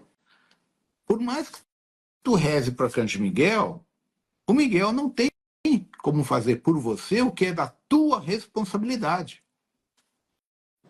Exato. E por isso que dói. Porque sempre contaram para nós, não, o Astar vai vir com a nave mãe dele e vai levar todo mundo embora. Ah, porra, então eu vou coçar o saco e esperar ser levado. Eu sou bonitinho, então tenho olho azul, olho verde, então tá tudo certo. Exato. Essa é a maior mentira que todo mundo contou. Olha o Terry aí. E aí, Terry? A gente acabou de falar de você, esquentou as orelhas. Entende? Então, a questão é muito importante nesse sentido. Cada um é responsável pelo seu próprio processo no crescimento do despertar espiritual. Não é responsabilidade nem do Miguel, nem do Sanando, nem do Metatron, de ninguém. Isso é tudo mentira. Entende? Então, quando você resolver ter uma atitude de despertar de consciência, então a gente volta a dizer, você tem um corpo contaminado, então detox, alimentação legal, para você ter condições. Por exemplo, vocês perguntaram para o Terry, cara, um cara que está quimicamente tudo fodido não consegue meditar, não consegue concentrar energia, não consegue nem respirar direito. Tamanha ansiedade que o cara tem. Então, antes do cara falar em yoga, tai chi, qigong, etc, etc, ele vai ter que fazer uma puta de um detox para equilibrar os valores hormonais dele, para depois, quem sabe, acompanhar uma aula. Eu tenho caso de alunos comuns aí que não aguentaram 2 aulas que eu tenho. Cara, 2 aulas. Os caras é que fugiram. também as aulas Tamanho, ali, tamanho nível. Mas é por quê? Porque as pessoas estão com a cabeça naquele nível. sim, Então, sim, até baixar e centrar, leva tempo, porque os caras estão altamente oxidados, inflamados e contaminados. exatamente. Ninguém quer ter responsabilidade sobre o seu próprio corpo, né? Ninguém quer se dedicar ou evitar, né? Ah, tá fácil, eu vou comer uma coxinha, tá mais fácil do que eu fazer um sanduíche que seja, né? Que é pior que uma coxinha. Não é o melhor, mas é menos pior. Não, vai lá, come a coxinha, né? Ah, e tem sobremesa no buffet, eu vou lá e pego a sobremesa. Não É, vou aguentar a sobremesa. é, Então, que é difícil você aceitar no início, né, e incrementar na tua rotina ou tirar da tua rotina, mas que depois que você pega jeito, meu Deus, cheio de folha. Depois que você pega, se torna mais fácil, né? E é que nem as práticas, independente se for com o TR, se for academia, se for um treino. É difícil no início, né? Tudo no início é mais desafiador para você criar uma rotina, mas depois é. flui. Mas é isso. É tomar consciência, por exemplo, eu era o louco do pão de queijo. Eu já estou sem comer pão de queijo, acho que uns 3 meses. Não me faz falta. Mas eu parava no posto para abastecer, sabe, a baba escorria pelo pão de queijo. Agora eu não consigo comer mais, entende? Então, é tudo uma questão de hábitos, tá? Então, assim, gente, entendam, mudar não é fácil, mas quando você consegue mudar, o corpo flui de uma forma fantástica. Exatamente. Exatamente, tem gente que morre por falta e outros porque não peidam. E é justamente o que a gente comentou antes, de você ter esse equilíbrio no teu corpo, identificar que às vezes um alimento que você está ingerindo está te fazendo um mal imenso, né? E é muito fácil você ter esse equilíbrio novamente, né? Mas é complicado. É complicado. Tudo isso é muito de cada um e não adianta a gente querer ajudar quem não quer ser ajudado, né? Quando alguém cria consciência, entende que esse processo inicia pelo que tu coloca da boca para dentro, é muito mais rápido, né? É. Tem outra coisa importante que as pessoas têm que entender, que é o seguinte. Quem me ajudou a entender bem isso foi o Ter, porque o Ter me abordou de uma forma muito mais aberta e direta do que os yogis que mistificam tudo. A questão do gradiente energético, tá? Que as pessoas adquirem ao fazer as práticas internas, tá? Então, o que acontece? Para as pessoas, eu vou ser bem direto.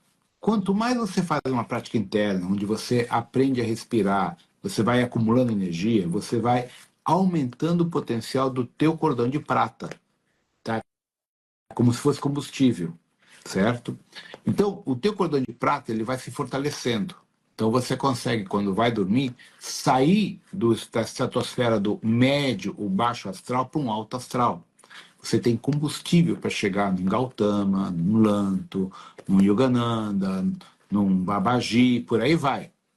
Agora, uma pessoa que não faz nenhum tipo de prática, que ainda está com o corpo todo contaminado, todo energeticamente contaminado, quando ele dorme, o corpo dele vibra numa energia, vamos chamar umbralina ou baixo astral. Então, consequentemente, ele jamais vai chegar no habitat da fraternidade branca, o habitat de Shambhala, Ágata, onde estão esses grandes seres de luz. Porque ele não tem combustível, ele não tem o que eles chamam de virtude. Virtude é o quê? Combustível, capacidade frequencial energética de chegar naquele plano. Então, por isso que a maior parte dos projetores astrais não chega onde estão esses grandes seres, porque é outra frequência, outra vibração. E não se trata que a pessoa é ruim, não é isso. É frequência. Sim. Tá? Que muitas vezes está diretamente ligado justamente com a respiração, justamente com a alimentação, né? Com o teu tipo de pensamento, é isso.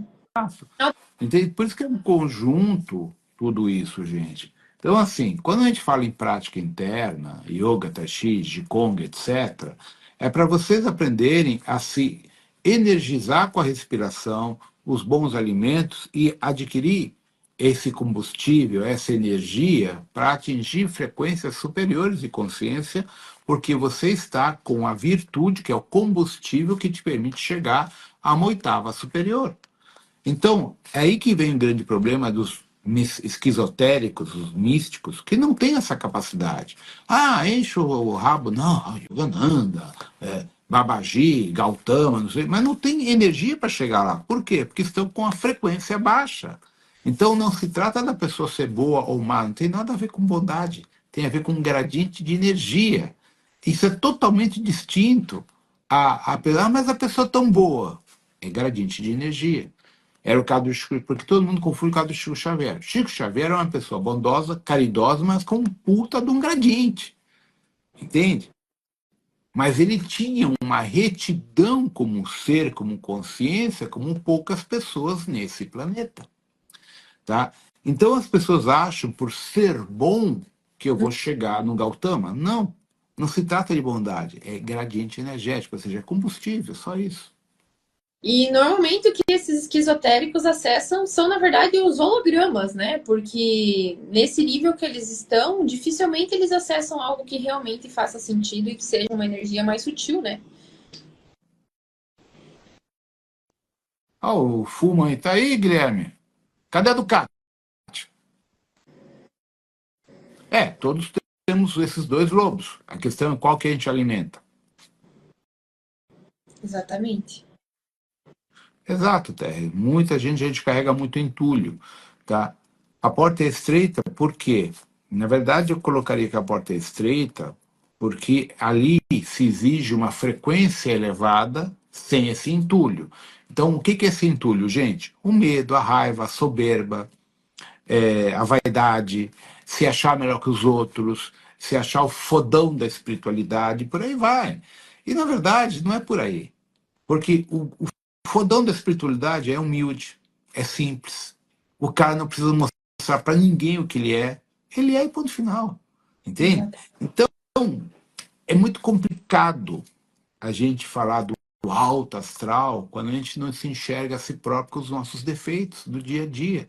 Os defeitos de estar preso à matriz de controle e não perceber quanto a matriz de controle é importante na nossa vida e a gente não se dá conta.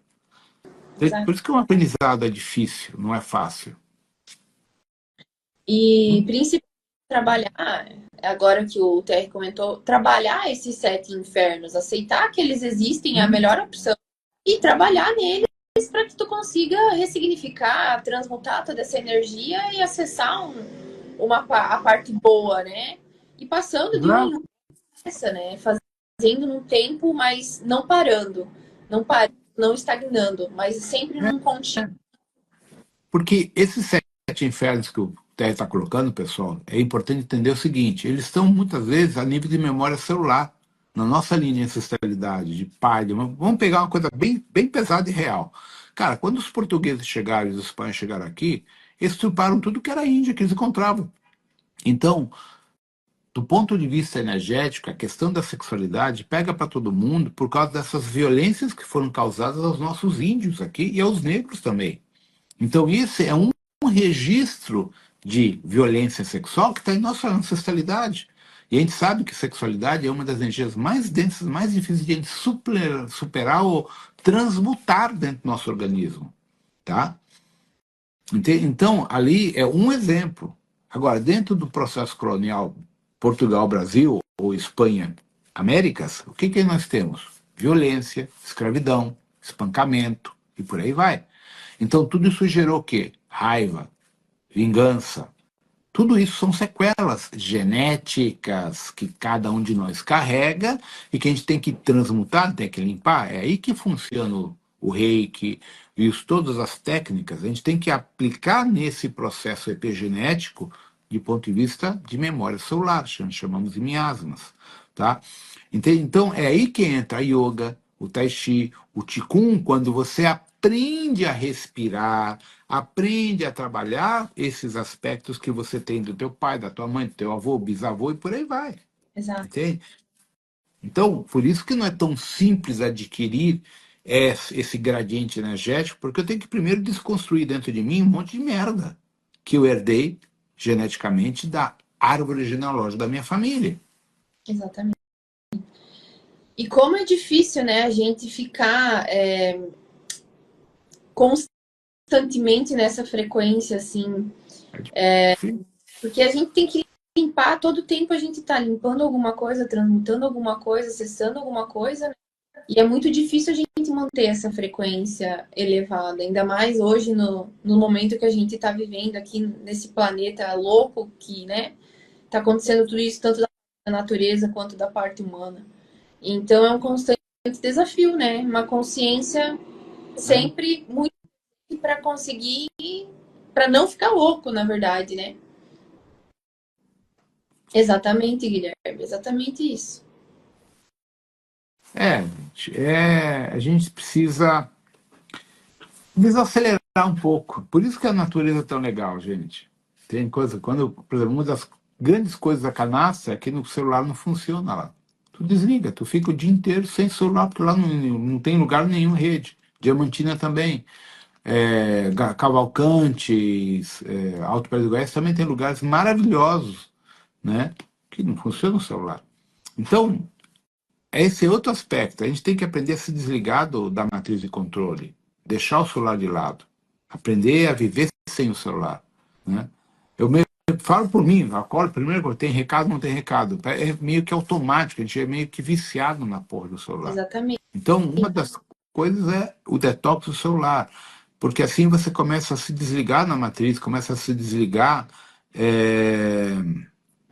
do estresse. Vamos chamar de estresse. E tem que ser frequente isso, né? Eu diria que, assim, pelo menos uma vez no mês, você pegar um final de semana, que seja um final de semana, para quem não consegue se desligar uns dias a mais, e simplesmente abandonar o celular, abandonar tudo, né? Ir para algum lugar, nem que seja um parque, se é quem mora na cidade e não pode sair, vai para um parque, desliga um pouco, faça alguma coisa que te reconecte ali, né? Nem que seja a respiração em si. Até vou deixar uma observação, né? Já que a gente falou tanto dessas viagens e da parte da natureza, que quem visualizar ali meu perfil vai ver que a tendência, né, por lugares, ela é crescente, né? Você buscar essa conexão com a natureza. E como a gente comentou, no Brasil existem muitas possibilidades de viagens que você consegue essa reconexão. Muita gente dificuldade de se organizar para essas viagens, de lugar, saber como chega, etc, etc. Então, quem quiser, gente, fiquem totalmente livres aí para quem quiser ter uma viagem diferente, uma experiência diferente, conhecer esses lugares mais afastados, entre em contato, a gente organiza alguma coisa para vocês, de acordo com o que vocês querem visitar, enfim, que opção não falta, né? Para todo tipo de bolso, gosto e desafios e experiências. Lugar tem. E fora do Brasil, um lugar que eu recomendo muito, Atacama, Patagônia. Tem uns lugares de trekking muito legal em São Carlos de Bariloche, Langostura, de 4x4, que você faz os treks em 3, 4 horas, aquelas montanhas, não tem ninguém. Super legal, que eu já fiz. Quando você vai para o Ushuaia, faz trek na Cordilheira, tem lugares fantásticos. Então, assim, lugar não falta. E até, Questão de se até programar. foi bom tu lembrar isso, porque essa semana mesmo eu tava tentando lembrar quem tinha me chamado e perguntado sobre organizar uma viagem pro sul da Argentina, né? Tanto para Hum. Patagônia quanto Uruguai e etc. Então, eu andei pensando nisso e realmente é muito interessante. Se essa pessoa estiver assistindo, me chama de novo, porque eu tentei procurar nas conversas e não encontrei. Mas a intenção é realmente organizar uma viagem para lá com um grupo legal de pessoas. E, claro, que agora inverno não é muito extremo, né? Não, Agora tá frio pra cacete, agora não dá. quem não tem experiência não é indicado, mas para justamente se organizar para a gente ir para o verão do ano que vem. E aí incluir trekking, para quem quiser fazer trekking, para quem não quiser e quiser ficar num hotel, numa pousada, enfim. Mas quem tiver interesse também entre em contato, que é um lugar mais específico, né? Já que no Brasil a gente sempre pode organizar muitas coisas porque é mais próximo, não precisa ter de muito tempo. O pessoal pergunta nos Estados Unidos, todos os lugares têm lugares fantásticos. Estados Unidos eu conheço Alasca, Grand Canyon, Wyoming, ou seja, os Estados Unidos é maravilhoso, tem lugares fantásticos. O problema é que a gente tem que procurar hoje, que os Estados Unidos é tudo muito, logisticamente, muito, tudo certinho, né? Restrito, né? Mas muito restrito, né? Que nem o Canadá. O Canadá é fantástico, mas tem muita coisa restrita também, porque eles têm um cuidado com os parques muito mais sério do que aqui no Brasil, né? Exatamente. Mas, assim, é questão, eu acho, de cada um procurar dentro de si primeiro. Eu acho que tem que começar devagar. Tá? Como a gente está com um problema de geopolítica complicado, antes de falar em viagens para o exterior, pense em viagens dentro do Brasil, Até porque por uma tem questão de logística. Tá? Pensa o seguinte, se der uma merda, avião não voa. Tu ficou fora do país, preso fora do país. É o que aconteceu na pandemia. Quando deu o lockdown, eu adiantei meu voo, peguei o último voo da TAP que saiu de Portugal. Ficaram mais de 3 mil brasileiros presos no lockdown, ferrados, sem dinheiro, pagando hotel, se ferraram porque não podiam sair porque houve lockdown, nenhum avião mais saiu de Portugal. Entende? Então, antes de pensar em viagens internacionais, fiquem por aqui. Observem a situação do cenário mundial. Nós temos uma guerra complicada na Ucrânia, a OTAN está fazendo merda. Vocês esqueceram que eles bombardearam com 49 drones Moscou, por ordem da OTAN. Né? Aí o Putin revidou com 200 e poucos mísseis e acabou com a Ucrânia. 200 e tantos mísseis largados contra Israel esses últimos 3, 4 dias, pelo Hezbollah. Ou seja, a situação está crítica. Nós estamos à beira de uma terceira guerra mundial nuclear. Estamos a muito pouco de um conflito nuclear. Entende? Então, neste momento, se a gente fala em viagem, vamos pensar primeiro dentro do Brasil. até Para quem porque, está no Brasil. até porque as estações dentro do Brasil, elas não são tão extremas quando envolve um inverno mais rigoroso, que nem o norte ou o sul, que são extremos de muita neve, de muito frio, tu acaba reduzindo muito o teu tempo de visitação, né? O prazo que tu tem ali para visitar esses lugares. Querendo ou não, o Brasil não sofre muito com isso, né? É mais questão de época de chuva em um lugar ou outro, mas mais do que isso não acontece. Então, eu também defendo muito a ideia de conhecer lugares aqui. Tem tantos lugares, né, que são inexplorados quase aqui no Brasil, maravilhosos. É. E aproveitar por aqui, né? Até porque também. Que vem um lugar que pouca gente conhece no Brasil, é fantástico, em Minas Gerais, Vale do Peruaçu. Olha só. Fica no norte de Minas, Montes Claros, indo para a Bahia.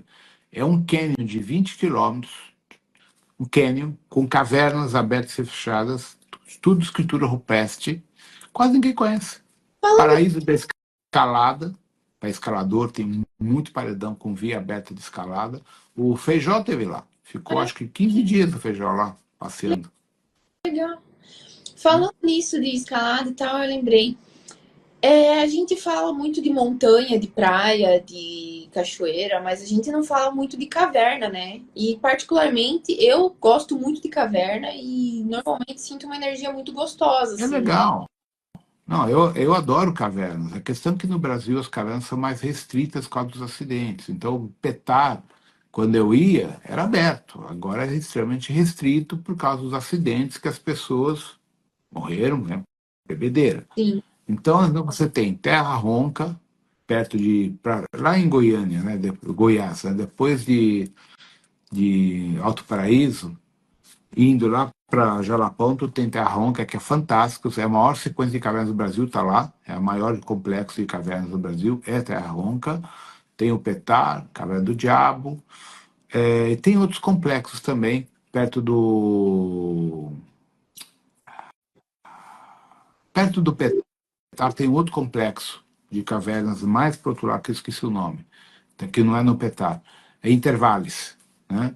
Então, assim, é que hoje fazer caverna no Brasil, tu tem que pegar, se ater aos guias locais obrigatórios, credenciados. Antigamente você pegava carbureto, lanterna e fazia um grupinho, dava uma volta e voltava. Hoje não pode mais. Tem toda uma restrição rigorosíssima, porque fazer resgate em caverna é a coisa mais difícil que tem, certo? Então por isso que é complexo. E que energia que ela puxa, assim? O que que ela. Nanã, Nanã Buruquê, é terra. Entende? Só que aí vem o detalhe, conforme o tipo de caverna, você vai encontrar o quê? Intraterrenos, greys, zetas, reptilianos. Então, assim, não são energias ruins, tá? A questão é que a gente tem que entender o seguinte, devido a Hollywood, todo humano acha que todo grey, todo reptiliano é ruim. Não, isso é fake, isso é, tá? A questão é a gente. As pessoas têm medo de caverna por causa de morcego. O morcego é inofensivo, não faz nada, Tem medo? tá? É. Então, a primeira coisa para você ver se a pessoa tem fibra é o seguinte: tu entra numa caverna e desliga tudo. E deixa o cara 20 minutos sem uma luz. Tu já vê que muita gente vai entrar em surto psicótico. Que tem uma experiência que eu fiz numa caverna que chama Lago Suspenso, que está fechado, está proibido o acesso. Que você tem que descer por um buraco, um rapel, e aí ali tem um lago profundo, que eu entrei, atravessei ele nadando.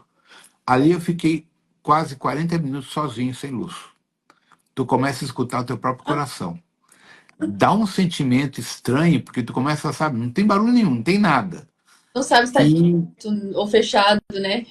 exato, é uma sensação muito estranha, porque a gente não está habituado ao silêncio absoluto. Escuridão. É isso, escuridão total. Então foi uma experiência muito legal que eu fiz em 96, 97, com os meus amigos escaladores, que a gente naquela época estava liberado o acesso. Naquela época você andava em qualquer caverna do Petar sem guia. Maravilha. Eu entrei em umas 30 cavernas Meu lá, Deus. naquela época.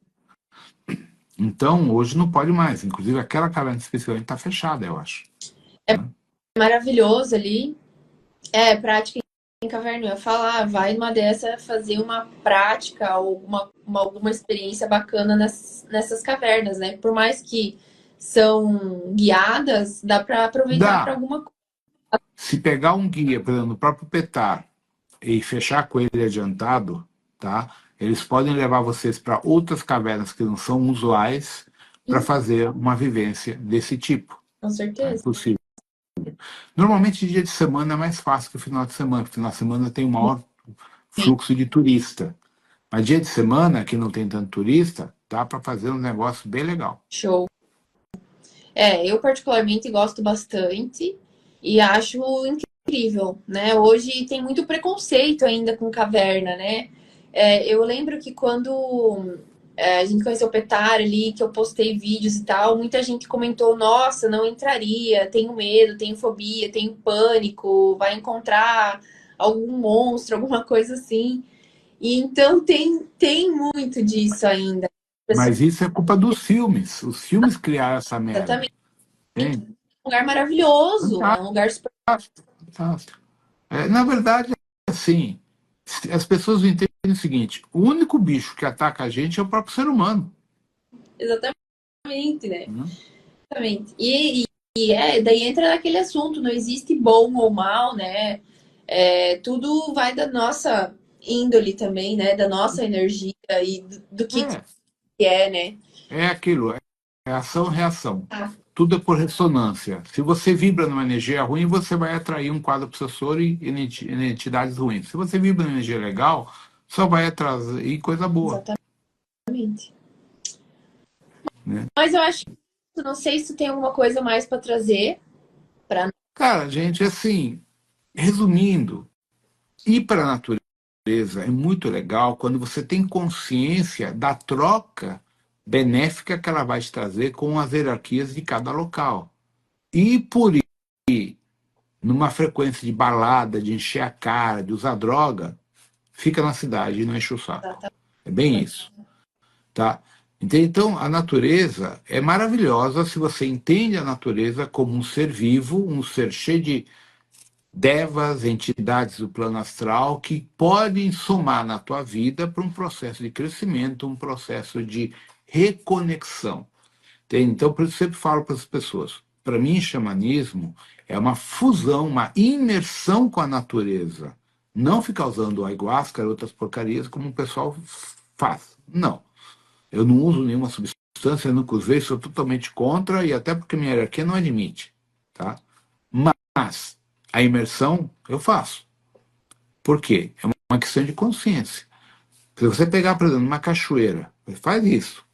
Tu entra numa cachoeira, diferença que não tem ninguém, e pega uma pedra de uns 6, 7, 8 quilos, e fica com ela no colo e começa a meditar e chama o orixá daquela cachoeira através daquela pedra. Tu vai começar a perceber que aquela pedra vibra na tua mão. E essa vibração é o quê? É a resposta do orixá rocha com você. E aí você vai se fundir aquela energia e vai conseguir entender e se comunicar com a Oxum, com o Xumaré, com o Oxóssi, Obá, Lugon-Odé, Ossanha e todos os orixás que vibram junto com aquela pedra. Tá? Eu fiz isso em Portugal com as pessoas, uma vivência que eu fiz lá em Jerez da Fronteira. Tá? Foi fantástico. Tá? Quando eu fiz uma vez uma vivência com um amigo meu, nosso lá, levamos um grupo para o Mangue, lá naquela litoral de Bertioga, a gente estava em 6 pessoas. A gente tomou um banho de lama, assim, encheu de lama, e fizemos uma vivência, estava o JJ na época, nossa. com a lama, de limpeza. Cara, foi fenomenal. A Maia tinha uns 5, 6 anos de idade na época. Nossa. Já naquela época a gente fez um baita de um trabalho com mangue, com nanã. Então, assim, estar em contato com a Mãe Terra é fundamental desde que você também entenda o fundamento de cada local que você se encontra. Exato. Isso é primordial. Tá? Então, por isso a gente tem que. Aí que entra para mim a parte bonita da Umbanda, do Candomblé, que vão te ensinar quem é mata, quem é deserto, quem são as montanhas, quem é cada coisa. E assim você aprende a se autoconhecer, porque aí você vai limpar teu Odu, tu vai limpar tua frequência de terra, de água, de montanha, de rios, de mar.